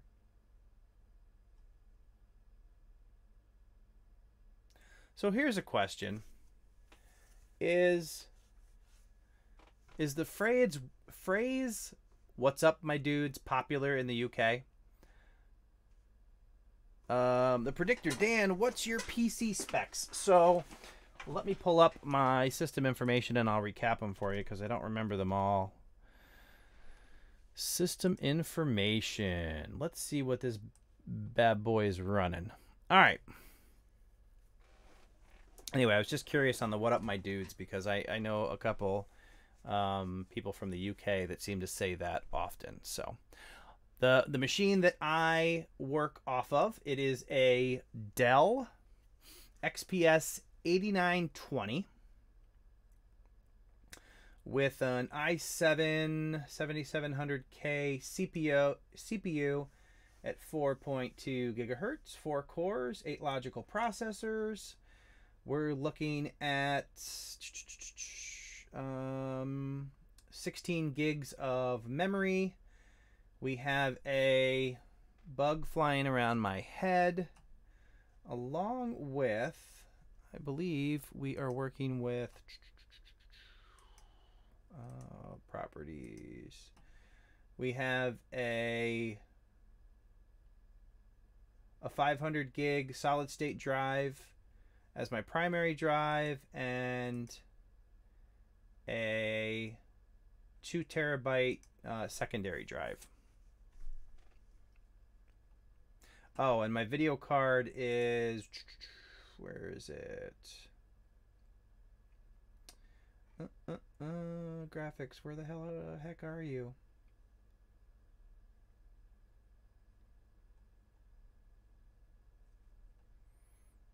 Hardware.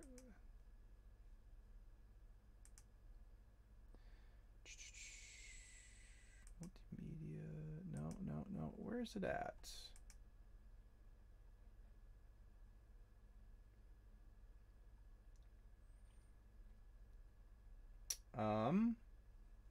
Why can't I see it?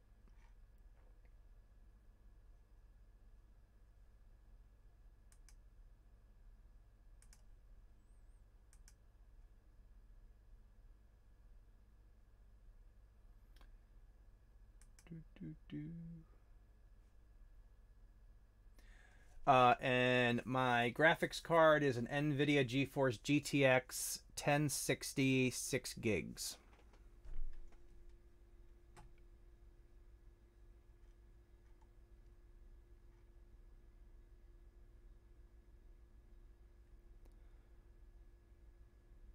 Hopefully that gives you what you're looking for, the predictor.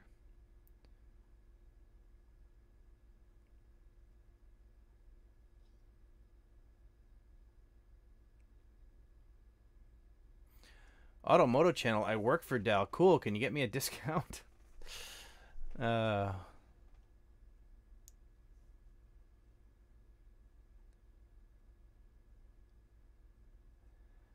Dude DM'd me the other day and thought he was asking for a shout out. Broke down why I don't do that, and he was all, "No, I want to work with you."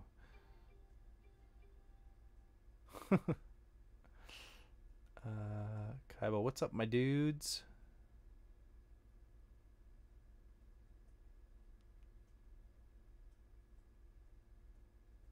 You got a shout out. What? How else did you want me to shout you out?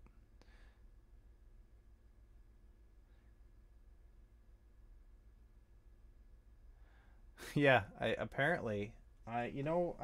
starting to wonder if I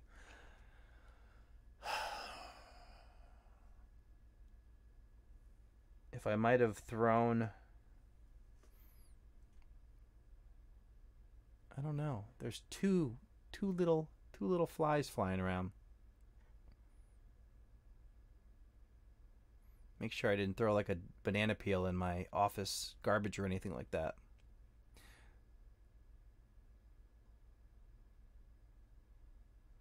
Yeah, shoutouts don't do anything to help your channel.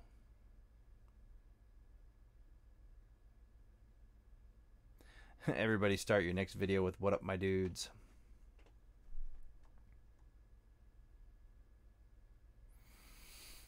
Yeah, when I got this computer, I needed it to support video editing and also gaming, so I tried to get it all into one machine.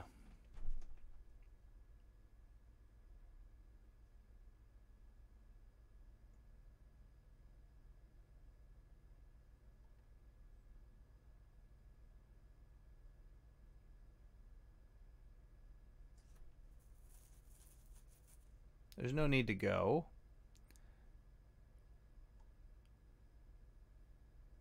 A lot of people ask for shoutouts, but shoutouts just don't do a whole lot for your channel. Your best bet to grow your channel is to watch a ton of videos and figure out how it all works, and then start to apply that over time.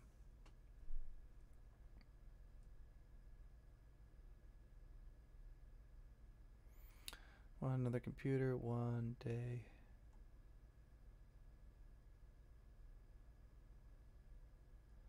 I think new Intel CPU. Oh, did they put out something? until put out something new.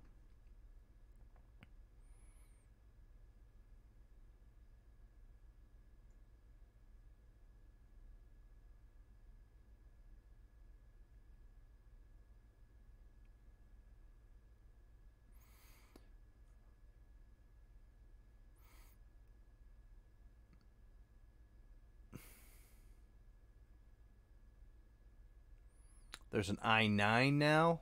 Wow.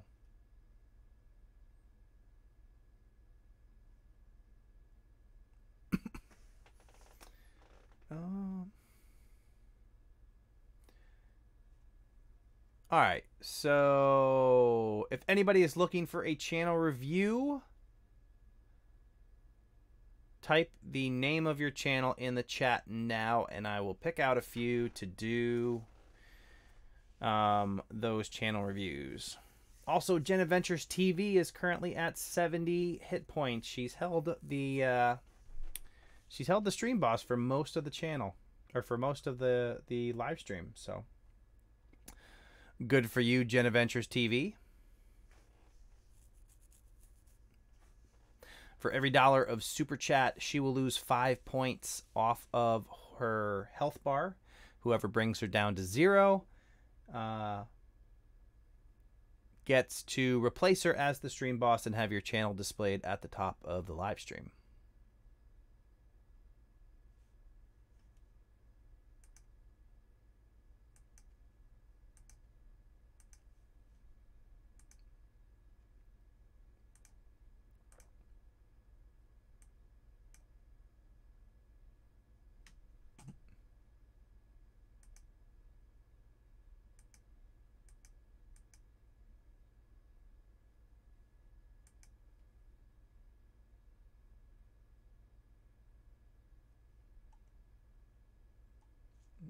All right.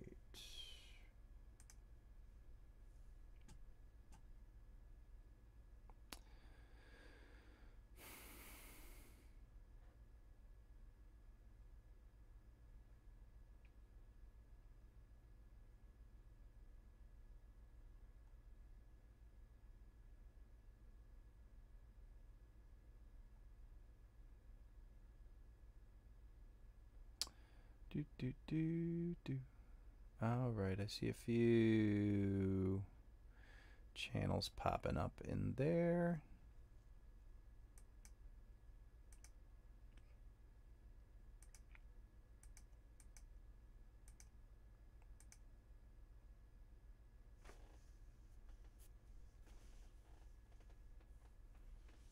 That one little teeny tiny fly is driving me crazy.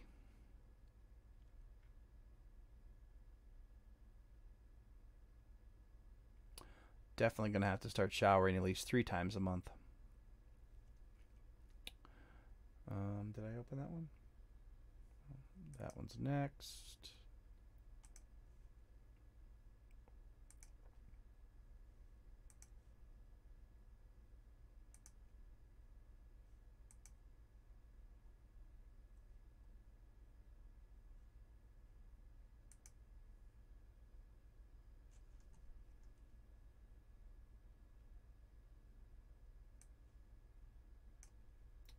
Okay.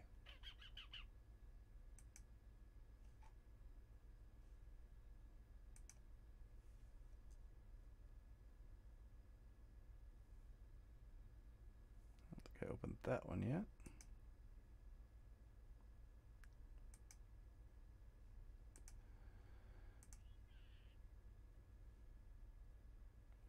Guy, the IT guy, with the $15 super chat. Thank you so much for the super chat. I appreciate it.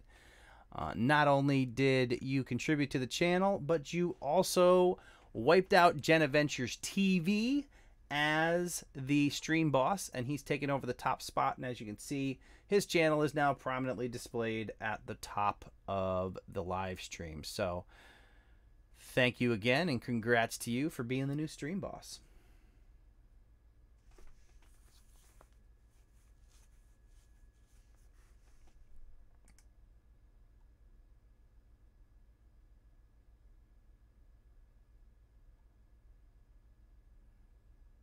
Yeah, Dan did put the call out.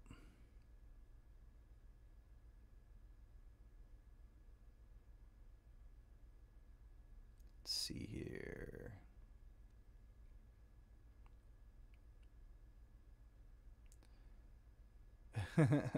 I only have one mug and nobody's getting it. It's mine, all mine. You can't have it.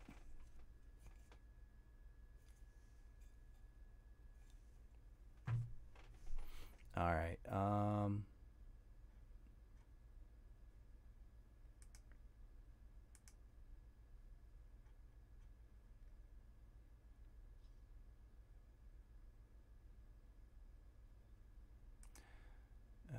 Did I do? All right. So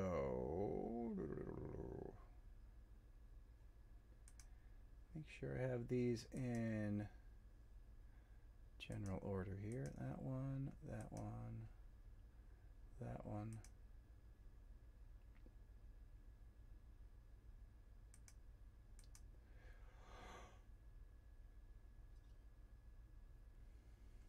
Awesome.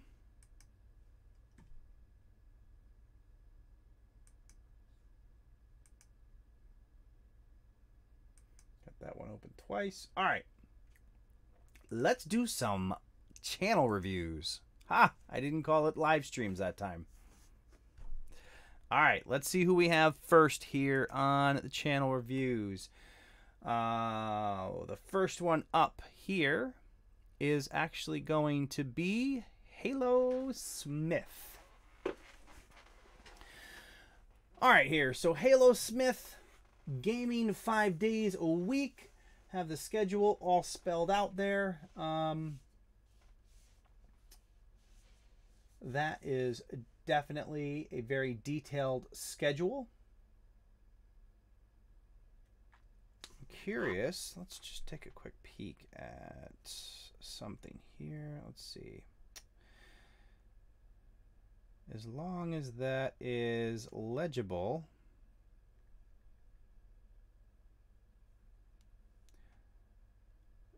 via yeah, pretty much. So that works on mobile, so that'll work. Like your logo, great color scheme. The color scheme is repeated in your icon here. Might actually be cool to see this little caricature somehow incorporated into your channel art as well. Just to further tie those two together. Taking a look at your, well, we always want to look at the about section and see if what's going on here. So I would lead your description with an actual description of what you are covering on your channel. You know, basically identify the type of content that people can expect, and then you can go into the other details about your community and your rules and all that. But I would definitely want to get a description here, because when your channel gets previewed on other sites and locations, the first few hundred characters, don't recall what the exact number is, but that's going to get previewed there too. And you basically don't want to get previewed and just have, you know, like this much of your text get displayed in those other areas. So I would put kind of a little mini description above all that and then get into that information. Taking a look at your thumbnails and videos. So you have your consistency here with your icon. People can definitely tell that these are related videos. For the most part, you are consistent in that regard.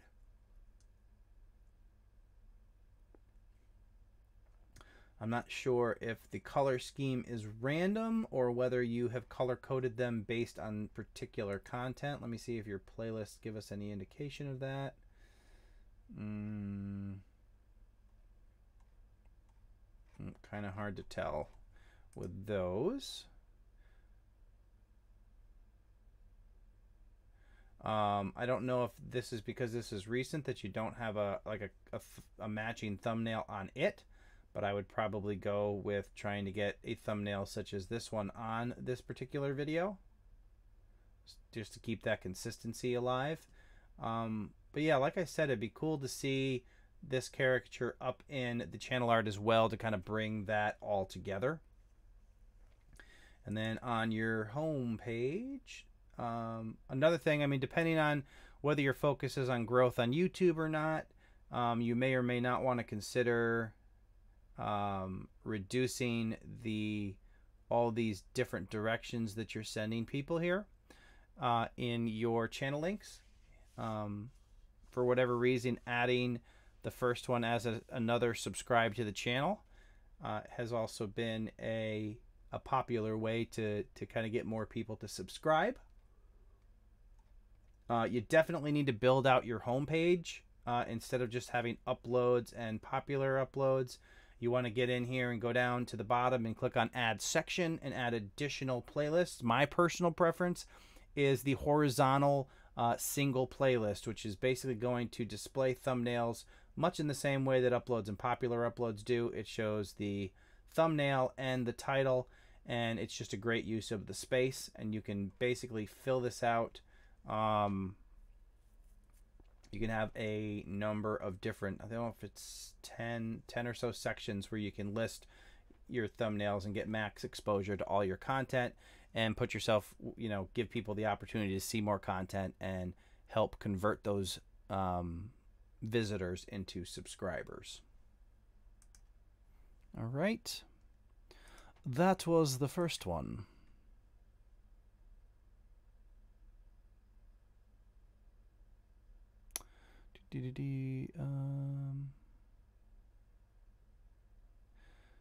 So scrolling just to catch up on. Hello, Zingcat. Welcome to the live stream.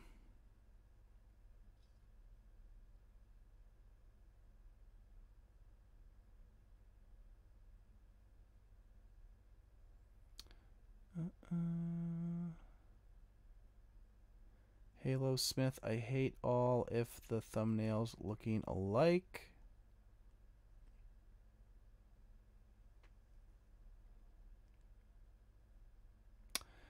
Alrighty.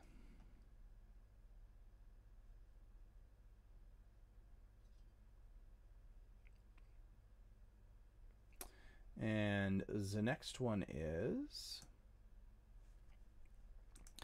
The next channel is Needs More Subs, finding quality small YouTube channels for you. Now, the one thing I want to double check here as well. Let's see.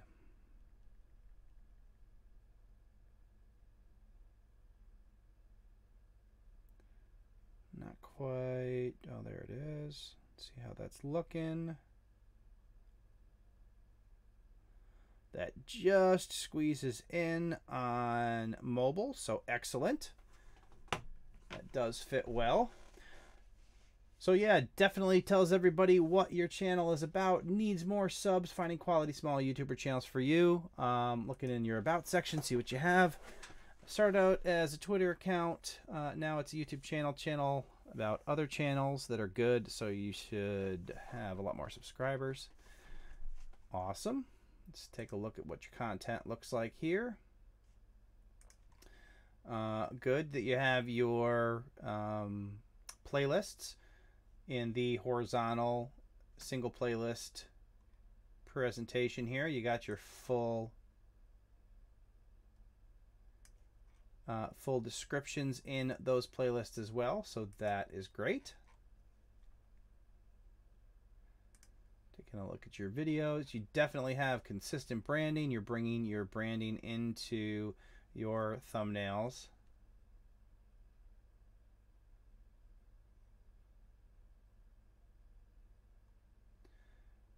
Just double check in here. One general rule of thumb that I try to adhere to is I tend to try to keep writing out of the lower right hand corner, and in that respect I also try to keep my logo or my branding out of that corner, only because it gets obscured by the timestamp. When you're looking at these on mobile, it's going to become, or the timestamp takes up even more space, so that's something to consider as well. But otherwise, it's very obvious that the all come from the same place. So that's good. Bunch of different content there. Got your subscribe button up here.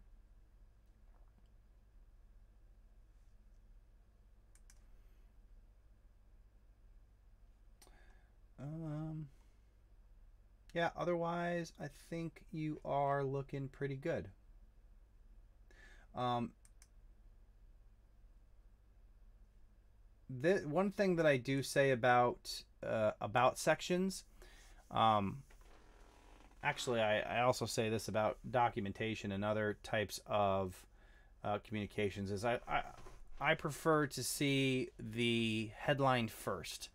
And what I basically mean by that is lead with the information, the most relevant information to the person who's trying to find out what your channel is about. So I like that you shared that it used to be a Twitter account and stuff, but I'd remove the hello, and I would add a very succinct description that identifies the type of content that you are delivering on the channel, and then go into all of this additional information.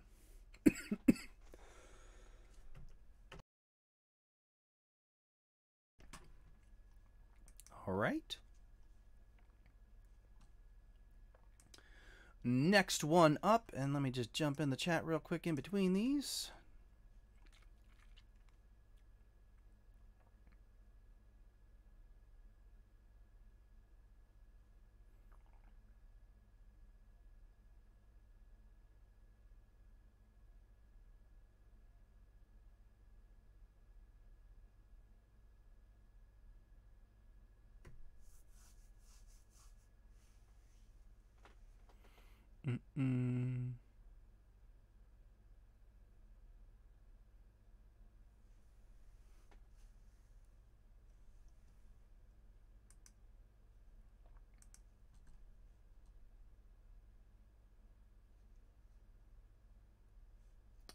Yeah, I think I did that one earlier. All right.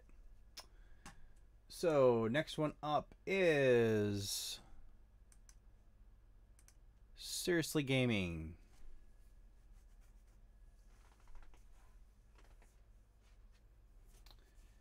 All right, so the first thing that jumps out on this channel is,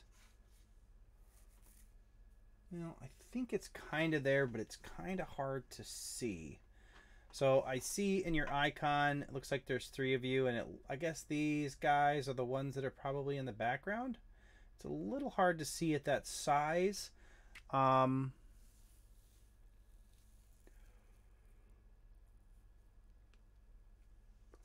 you may kind of want to think about how you can incorporate that. I see that there's actual people here, and then the icons. I don't see the people in your channel art. So I'd probably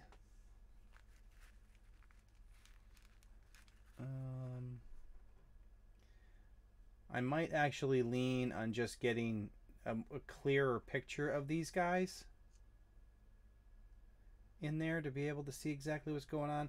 I mean, looking at your thumbnails, I'm not seeing any reference to you guys actually being in the videos. So if you're not actually, let's see what this actually looks like here. Right, so you guys are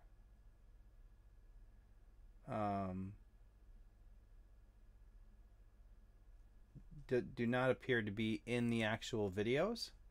So I'd probably consider maybe focusing on the icons themselves or the images. And also, if you can, I'm not sure what you saved your graphics in, but I'm just seeing kind of some artifacts around your logos, and sometimes that can be depending on what format you save them in or what you actually created them in. Try to save them at a higher resolution and get those in there to kind of get rid of some of that noise around your lettering. Looking at your videos.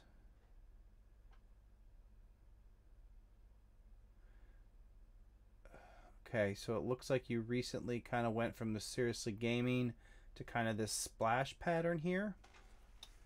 I mean, I think that can work, but it's really hard to figure out what it is. I mean, I might actually try taking that graphic however you've created it and using it in your channel art as well to build that that familiarity with it. But my concern with it is it's kind of busy and it's so small it's hard to tell what it is.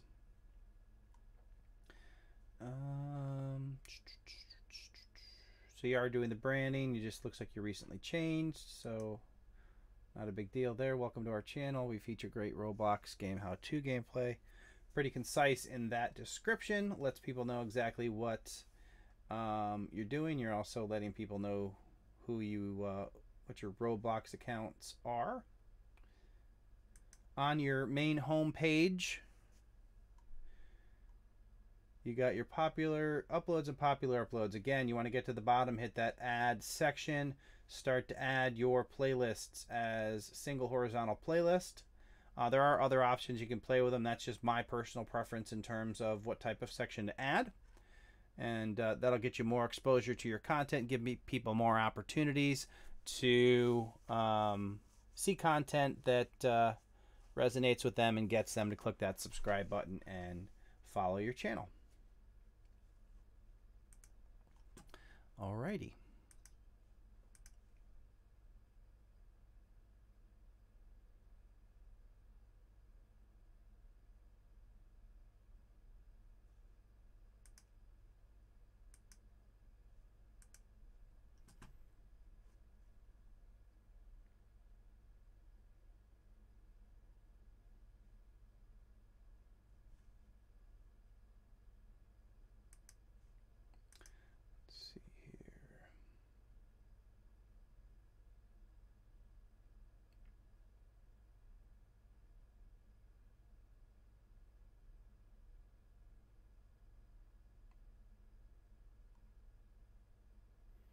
So, where was it? I see.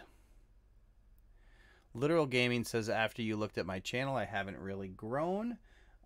Taking a quick look at your channel now, I think that the branding on your icon, on your thumbnails is a bit too small. And I also think that you are not doing keyword research. If you are doing keyword research, you want to work on that a little bit more, because your titles, there's no way your titles are optimized for search. Just looking at your very first video, Assault Class Level 22, that's not the way that you're going to be able to target traffic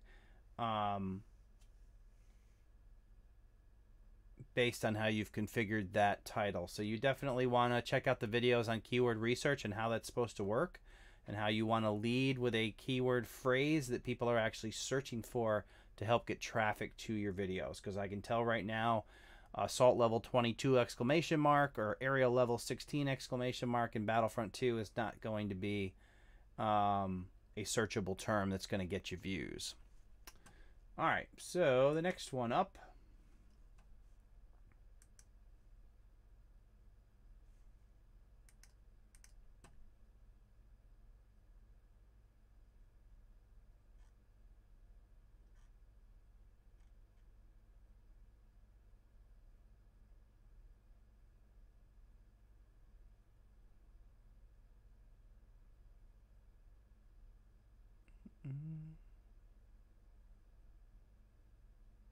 All right.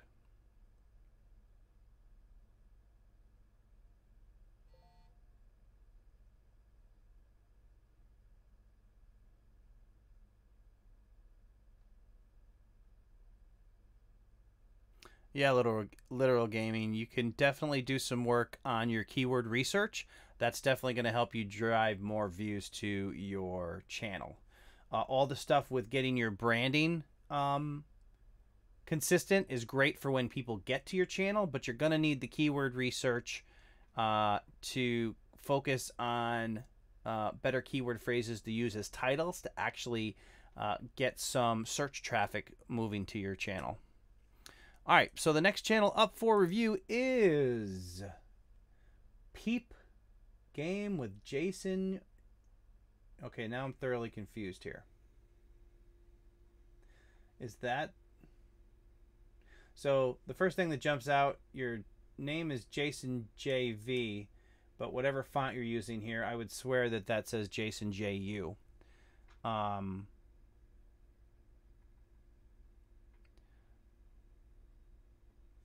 take a look at your About section.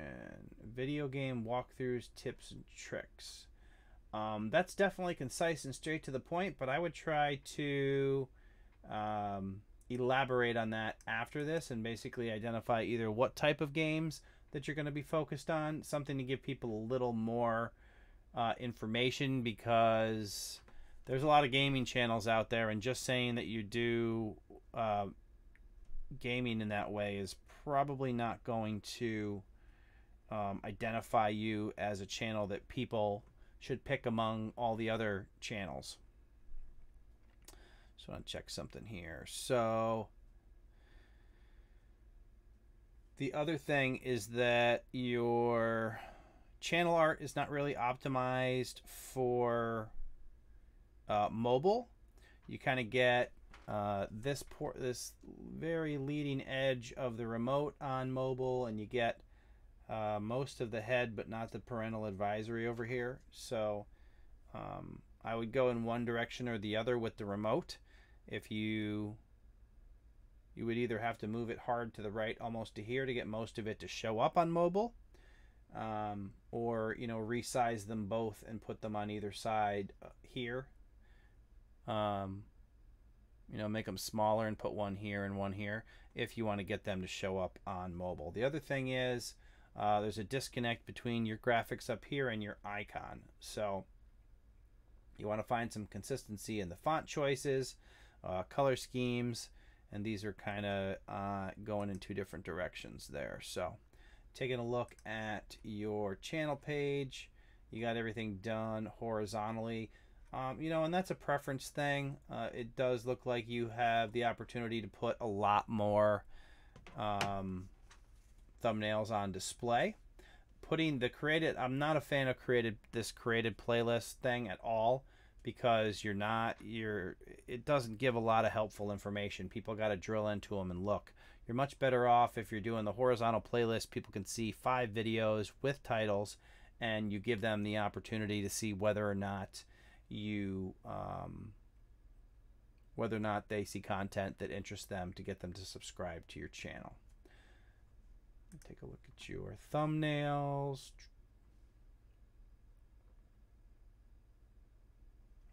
So, and here's the thing, you're using your icon as your kind of branding on the thumbnails, which is all right, but then that doesn't match anything that's going on with your channel art. Now I also see here that you have your image in your thumbnails on some of these. I don't know why you've gone kind of back and forth here on these. But if you're somebody who actually appears in your videos, I would recommend using your face as your icon and then reworking your channel art to include your face, and either going with this style that you have here on your icon, since that's what you're using in your branding, and pull that style up into the actual channel art.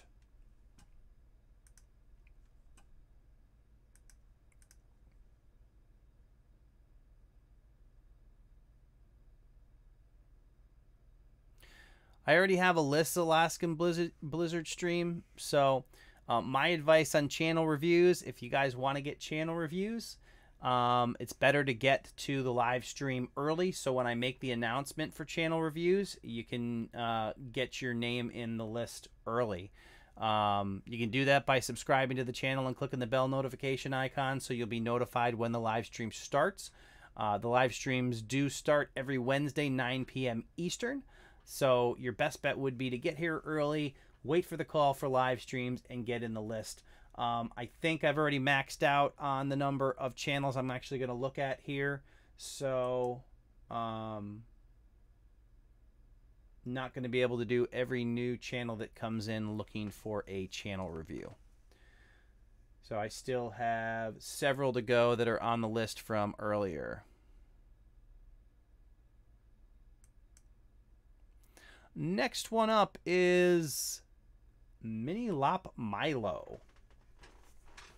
So the first thing that jumps out to me here is Mini Lop Milo appears to be a bunny, and what better way to get people's attention and draw them to your channel than to put that fuzzy bunny in your channel art.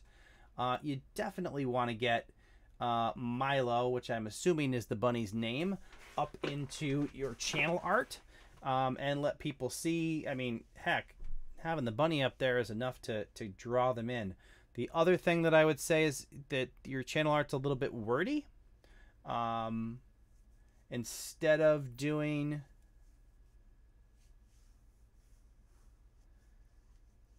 I would try to a channel where rabbit care, advice, and love is the #1 priority. I would probably do something like, you know, try to get a nice outline of Milo in this area. Maybe shrink down this text, for example.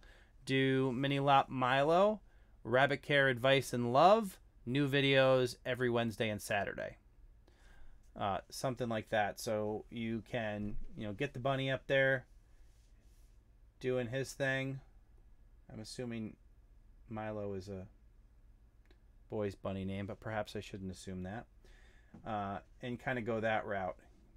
I would kind of, you know, fill most of your available area. You could probably go out to about here. Nice big picture of the bunny. Mini Lop Milo. Rabbit care, advice, and love. New videos Wednesdays and Saturdays. And every bun, I get it. Milo Elliott. Cream Mini Lop. My mom and I make videos about rabbit care. The other thing that I would consider is if you do get the rabbit up in the channel art, I would look for a contrasting color to go behind the bunny. I wouldn't necessarily put the cream colored bunny on the cream colored background. So I'd probably look for a new color there and get the bunny up there on something that's going to make him stand out. All right, definitely need to get some more sections added to your home page. Right now you just have uploads, so you want to get some additional playlists. If you have playlists, these are good. You have at least 5 videos in these particular playlists, so I would get them added. So you'd have cute bunny care, or cute bunny and rabbit care as horizontal playlists listed here below this one. Obviously Milo is the branding in this case, so he is well presented in the thumbnails. The other thing that I notice here is you have a general reoccurring color scheme with the blues. So I would, you know, maybe you make your channel art with a blue background with the bunny and maybe white lettering, so you have the blue background, the branding of the bunny, the white lettering, and that ties into what you're doing in your thumbnails. I would also try or consider being consistent in the type of font that you're using in your thumbnails to kind of reinforce that image that reminds everybody what your brand is. If you think about like a company like Coca-Cola, do you think they would be as memorable if all the different Coca-Cola products use different fonts to say Coca-Cola? One of the most iconic things about that brand is the font that they use. So that's certainly something that ties into brand recognition and getting people aware of your brand. I mean, you get something written in the font that Coca-Cola uses that doesn't even say Coca-Cola, and it's still going to remind you of their brand. That's how powerful the repetition of that font can be. So yeah, I would get those spread out there. and then try to tie those blues and everything up here so you have a same general feel across the content as well as the channel.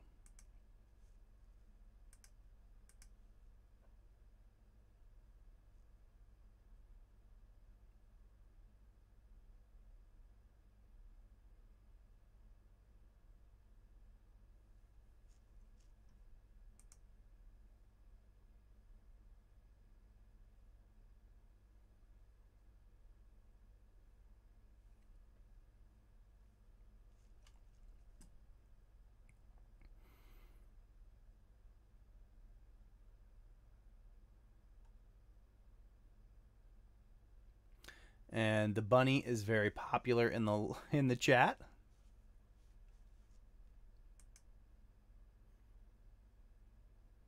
So hopefully he picked up some new fans.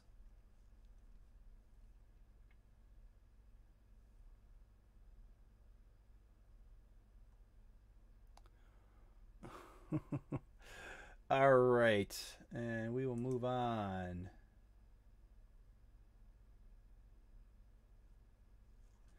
All right, so the next one is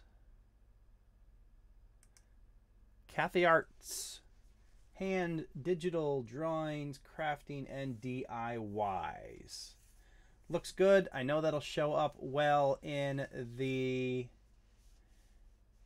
mobile based on how you have that positioned. If I was going to offer any critique to the channel art, I think the white text might benefit from like a black drop shadow a little bit, but otherwise it's concise and to the point, lets people know what your content is about. Let's see what your about section says to support that. Real name Catherine, nickname, yeah, see, channel will be focused on, this channel will be focused on show I gotta.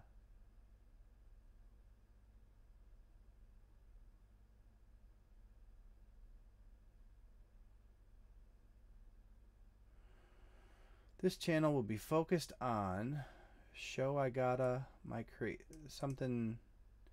Not sure what this intends to say.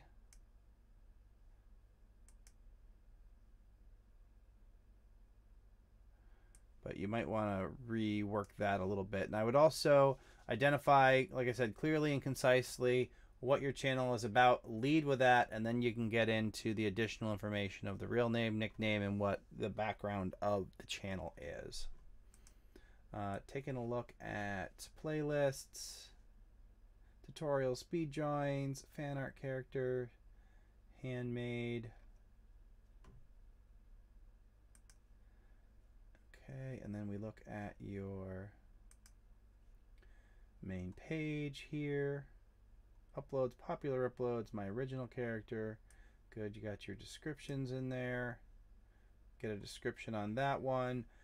Try to get some more playlists built out and displayed on that as well.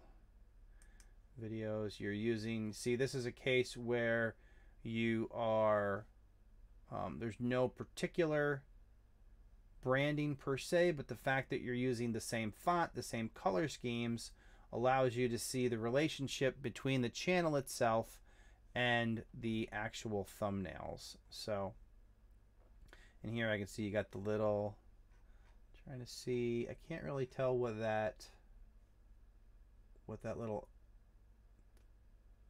I'm assuming that's branding, but I can't tell what it is. Kind of looks like a snail at this size. So I'm not really sure what it is, but depending on what that is, you would probably want that to be consistent with your actual channel icon or some aspect of your channel art up here. So just something to consider.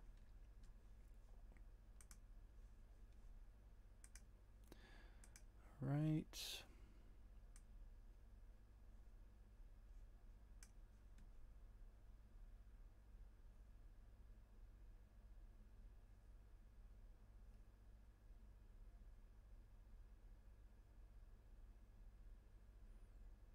So I would probably try to get kind of, I'd probably think about that, how that's presented there a little bit differently. And if you're going to use that, I would probably want to replace your channel icon with the same image. You said it's your character, so I would probably use that image as your icon.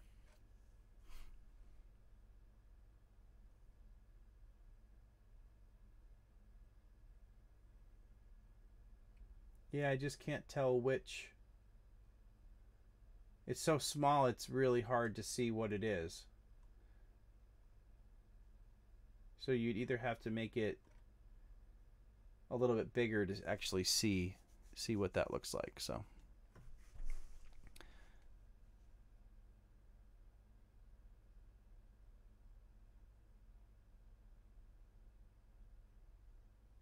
oh, I should turn on the actual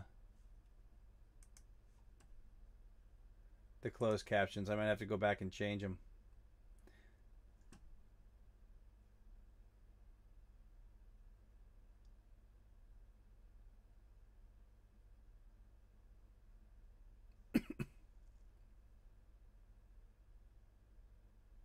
It is pretty impressive how good of a job it does.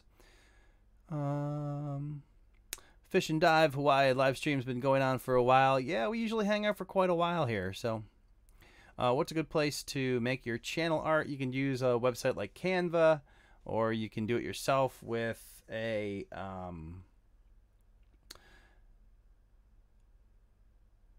with software like GIMP or Photoshop. If you go to creatorfundamentals.com under tools, I've linked to an existing channel art template that will help you get everything positioned right in channel art if you do use something like GIMP or Photoshop. You can download that for free.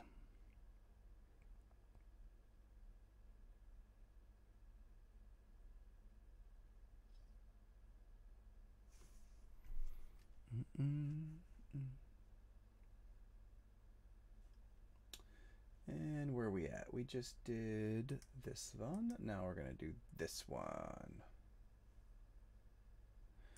All right, so next up is Ed the Savage Scientist. Subscribe for unconventional science, tech, and hustling gaming science. Seems like a interesting collection there. Let's see what we got going on. Savage Scientist will keep it real so you can make more money in this app-based economy. Uber, Lyft when I'm not driving, and even while driving I do some savage experiments and tech reviews so you don't waste your money. Last watching my gaming videos, especially the newer. It proves my philosophy. I don't only play games, I make games. All these topics are blended somehow in all my videos. Kind of an eclectic group of focuses there. Let's see how we got everything organized. We got some Uber content, some how-to live stream, Uber, Lyft.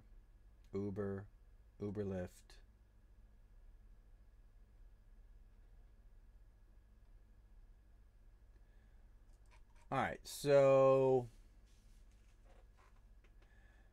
a lot of your content recently has been Uber and Lyft related. I don't feel like that. Well, in your icon over here, I see your little Uber Lyft thing. The challenge with that is that's not going to appear anywhere on mobile because you're going to get cut off before you get there, I would imagine. Let me take a peek and look, but that's what it looks like to me. Savage Scientist. Oops. Let me see if that squeezes in there. Yeah, that gets cut off. So you're basically, you're on mobile, you're getting cut off like here, and then you have like a sliver of the side of your head here. So like right there.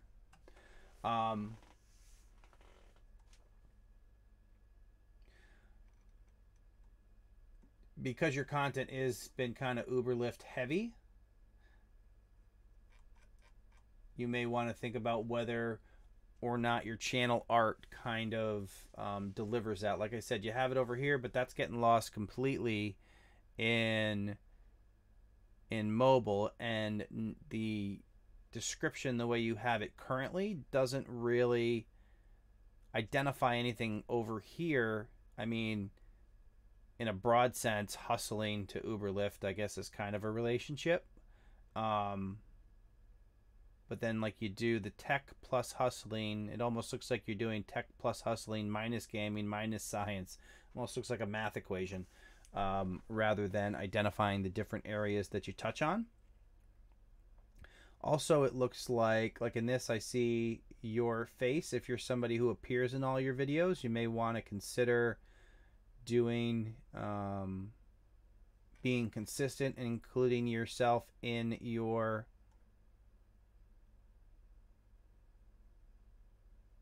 actual thumbnails to build that consistency with your branding so people can recognize your content. I see here you have it like Savage Driver. But yeah, you definitely seem to have a lot of content that's focused on Uber. So I would probably want to make your channel art lean more towards those types of videos and identify that type of content. Because if I was looking for Uber Lyft content and I looked at this channel quickly, which is what most people do, I wouldn't see the connection, especially on mobile, because this car would be cut out. I do think that your focus, based on how you have it described here, is a bit wide, and that will affect the rate at which you grow. The more focused you are, the better opportunity you have to grow faster, and that is simply because you have people who subscribe to your channel for a particular topic, and if the next 2, 3, 5 videos are on different topics than what they subscribe to, you're going to risk them becoming disinterested in your content, possibly leaving your channel, at the very least deciding that they are not interested in your content anymore and stop watching your videos. So that's something to consider. You can grow with wide content, but just keep in mind that it's probably going to be slower than you would otherwise. And taking a peek here. Oops, stop the video. But you do have the horizontal playlist. Good. You got the descriptions on all your playlists, which is good as well. On your playlists, you don't have to, I would not lead with the name of your channel. When you come up with the name of your playlist, you want to use a searchable keyword phrase, because your playlists can in fact show up in search, and you don't need to identify I see you're kind of doing the Savage Science, Savage Scientists, Savage Driver, which I guess is kind of like your different shows or themes. But I guess that depends on how frequently you think people are going to actually be searching for those terms rather than the general content of those playlists. So I want to check at your most recent thumbnails. You got the same general style.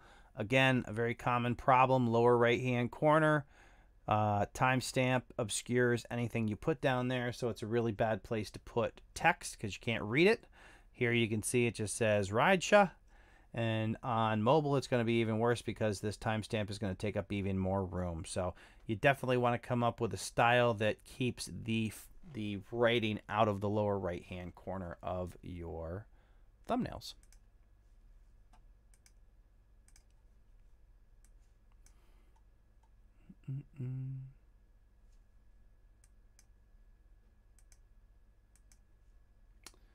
Taking a quick peek here. Oh, I don't want to let that.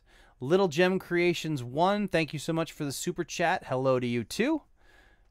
Little Gems Creation says, hi, Dan. I appreciate that. You brought Guy the IT guy down to 79 health points remaining with that super chat, so thank you. And let's get back down here to where we were.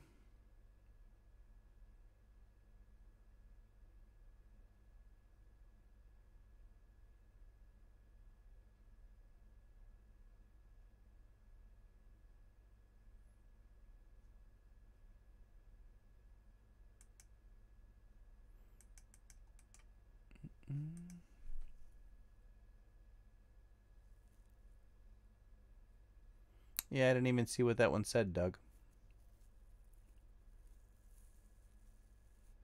Have a good night, Car Galaxy.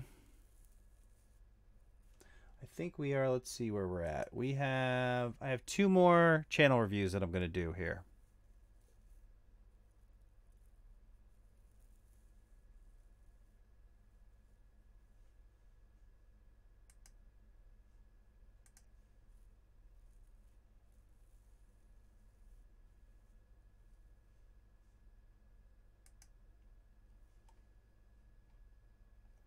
Yeah, for anybody who came in late to the live stream looking for a channel review, I'm already working off of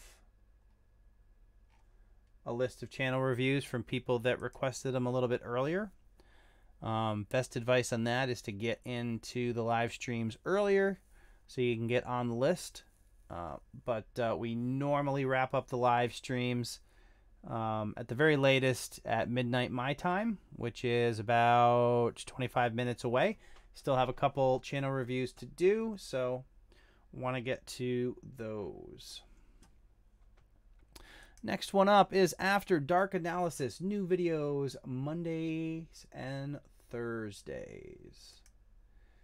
After Dark. Hi everyone, I make videos about social commentary and horror movies, exploring what these movies say about the world around us. Cool.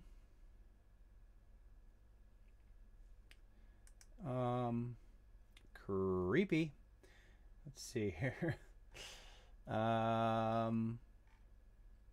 Consistency in the channel art and the icon. Obviously, people can see that those are related to each other.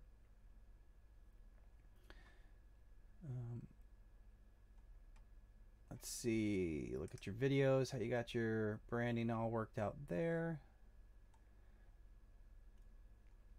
So you got your ADA, it looks like it says there.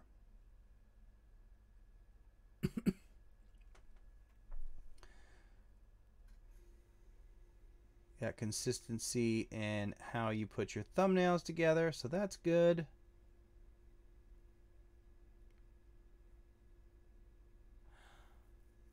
The one thing I would say on some of these thumbnails is you don't really need to repeat your entire title in your thumbnail, but rather try to pull some element out of it and kind of focus on that in a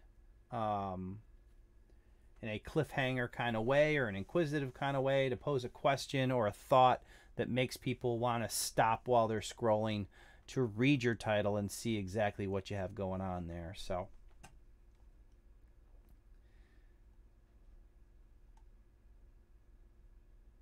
just sometimes the text gets kind of small when you're putting a lot of it on your thumbnails. So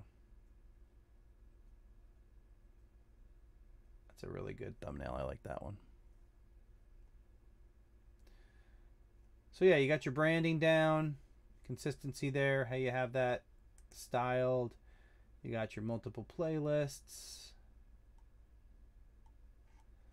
And let's see here.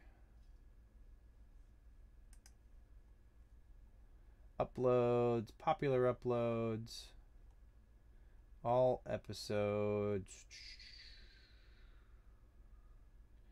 And you got your descriptions and whatnot, so that works. I see you've had some changes in your style. or your branding, but otherwise your most recent videos are consistent in that regard. So looking good there. If anything, the one thing that jumped out at me that I would probably consider is maybe somehow alluding to the fact that you're doing content on horror movies. I mean, some people might be able, after dark analysis, you might lend itself to that a little bit, but if you did maybe, after dark analysis, social commentary on horror movies, new videos Mondays and Thursdays, that kind of thing. Something to play around with anyway. See how that looks. See if it works for you. Alrighty. And our last review of the night is Mama Bear's Backpack. So Mama Bear's Backpack, first thing that jumps out here, you need to expand this and get some more playlist display. Let's see how many total videos you have here. See if we have, yep, I see 1, 2, kind of our crazy dog. All right, so see a little bit of a variety of content there. So right, so looking at this description, this right here, Mama Bear's Backpack, is here to share ideas with bushcrafters and backpackers. I would lead with that. That would be my description, and then I'd get into the backstory about what my name was and what type of content that I'm focusing on. Also, your channel art. I mean, I see rocks, I see a backpack, I get the general idea, but I would want to provide some additional information in this space to explain exactly the type of content that you plan on sharing with people and why they would be interested in subscribing to your channel. To that end, your icon, there's no real relationship between your channel art and your icon. Let's take a look at your videos. Again, this is, you don't, way too much text on this thumbnail, so you really want to find, so cast iron Wednesday, wild edibles, fiddleheads, and garlic mustard. This is probably the kind of thing when you're focusing on food that you could achieve much more with a bigger picture, much more detailed picture of the food to get people to stop and see it and want to read your description. You may not even have to put any text on it. If you do, I would probably go real minimal on the text. You don't need to put the cast iron Wednesday on there at all. And try to reduce the text as much as possible. But when you're dealing with food, big, vivid images of the food a lot of times can be compelling enough for people to stop and read your title and want to see more. So that is something to consider. Also, dark text on a red background tends to get muddy when it's small. So you may want to consider using a different style font, something a little blockier and maybe lighter like white or something similar to that. And then if you're somebody who appears in your videos, you may want to consider getting like a cutout of your image and including that in your thumbnails as well.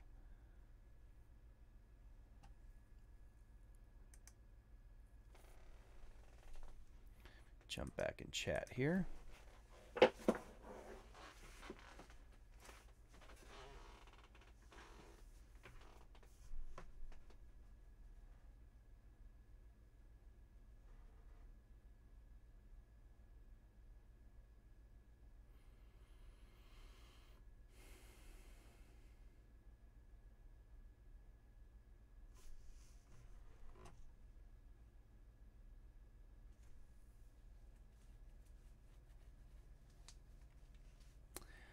Yeah, there's one every once in a while. All right.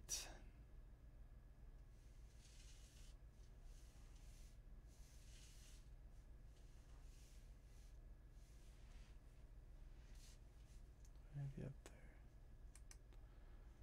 Let me see here.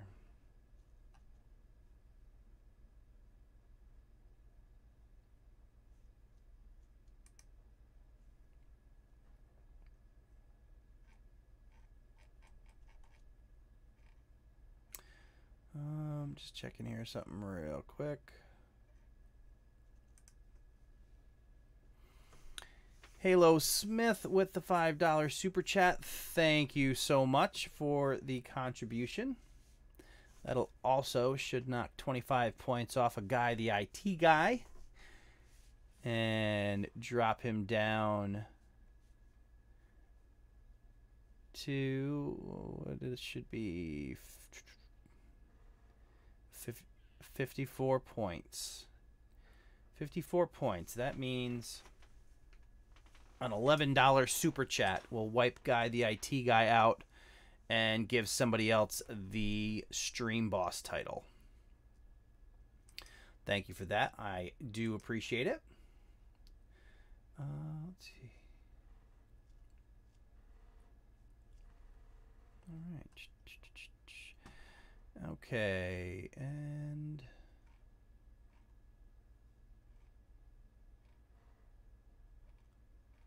where is that?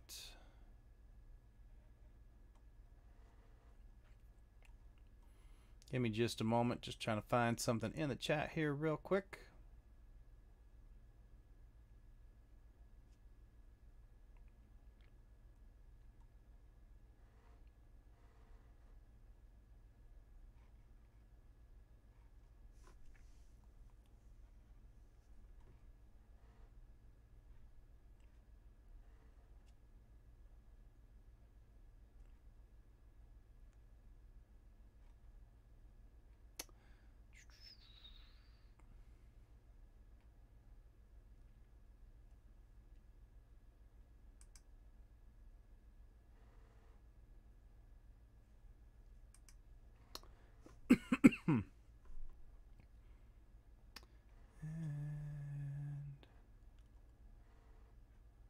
Why can't I find it?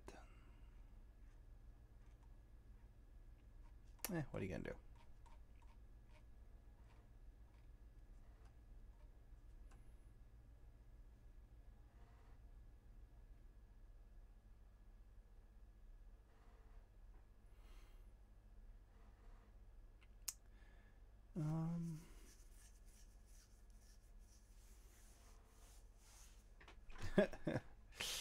After Dark Analysis, thank you very much. I was expected to get ripped apart.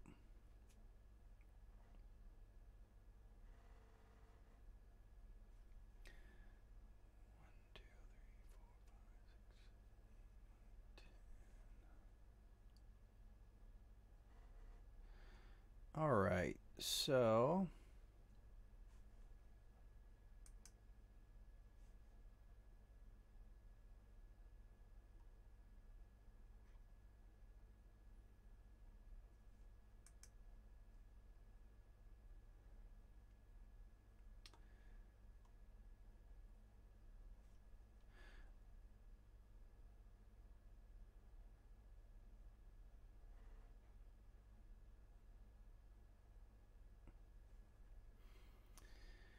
I can't find it, Predictor, but the one thing I would say about your channel is that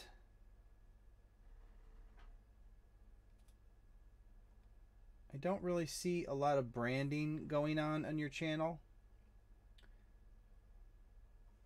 Let me see how you're actually configuring your videos here.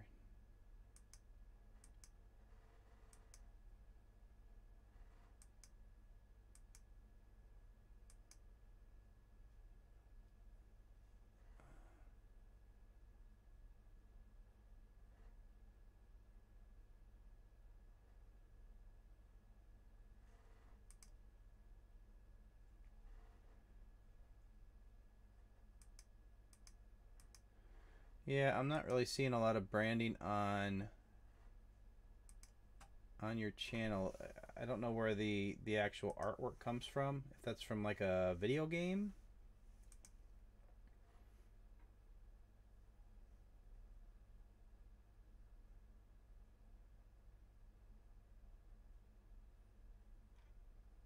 But nice job getting to 1,000 subscribers here. Here, we'll pop your channel up real quick here. So you got this color scheme going up top here. Let the prediction begin. Match cards, predictions, and updates. but then looking at your actual videos, I'm not really seeing any type of branding. I mean, if you're looking to build your actual brand and familiarity with your channel, these all kind of look like standalone type videos. And I'm curious, because I looked at one and the images just appeared to be, are they just like,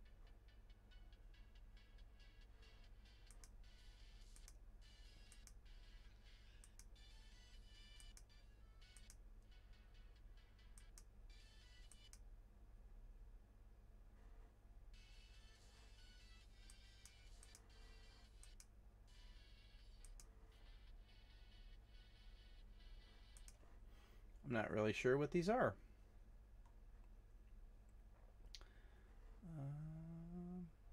Predicting who's going to fight who, is that the rally championship? I guess that predictions are very popular. You know, good feedback on these videos.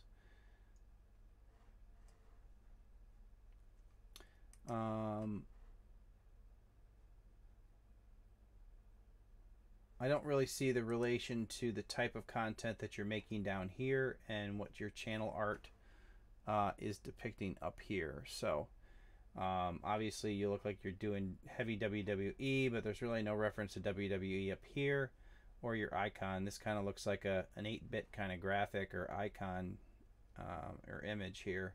I don't really see that pulled into your thumbnails at all. I see this teeny tiny little circle down here, which I think is that, but can't seem to find it anywhere else. So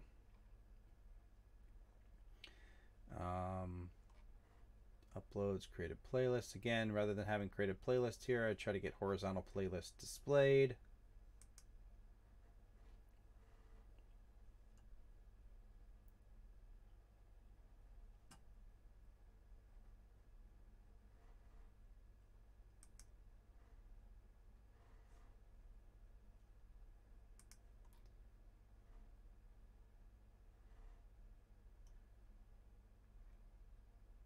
I'm not really sure what the origin of the graphics are if you're putting those together yourself. Some of them look like a video game.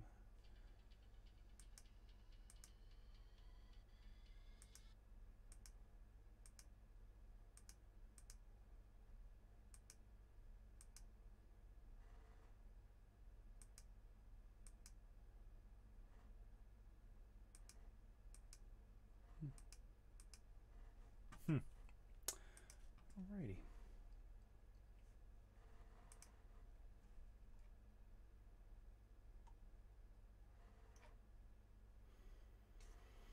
Yeah, that's probably the biggest thing is the, like I said, the disconnect between the channel and the actual thumbnails themselves.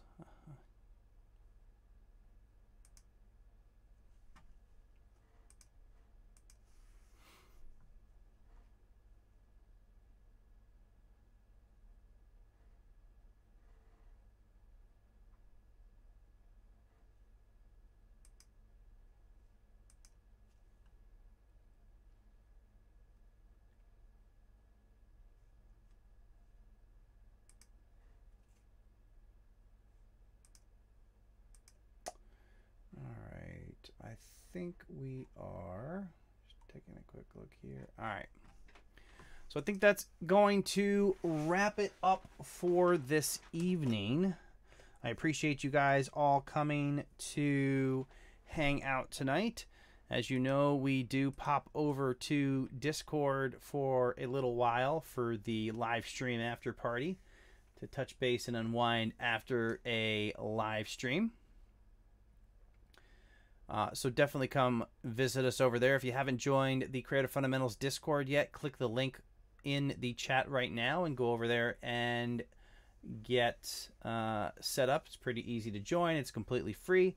It's just another way to share interactions with other YouTubers. So definitely head over there. And for those of you who do head over there, I will talk to you in a little while. But that is all for tonight. Thank you so much for joining the live stream. Next live stream will be Wednesday night, 9 p.m. Eastern, here on YouTube. Take care, everybody. Good night.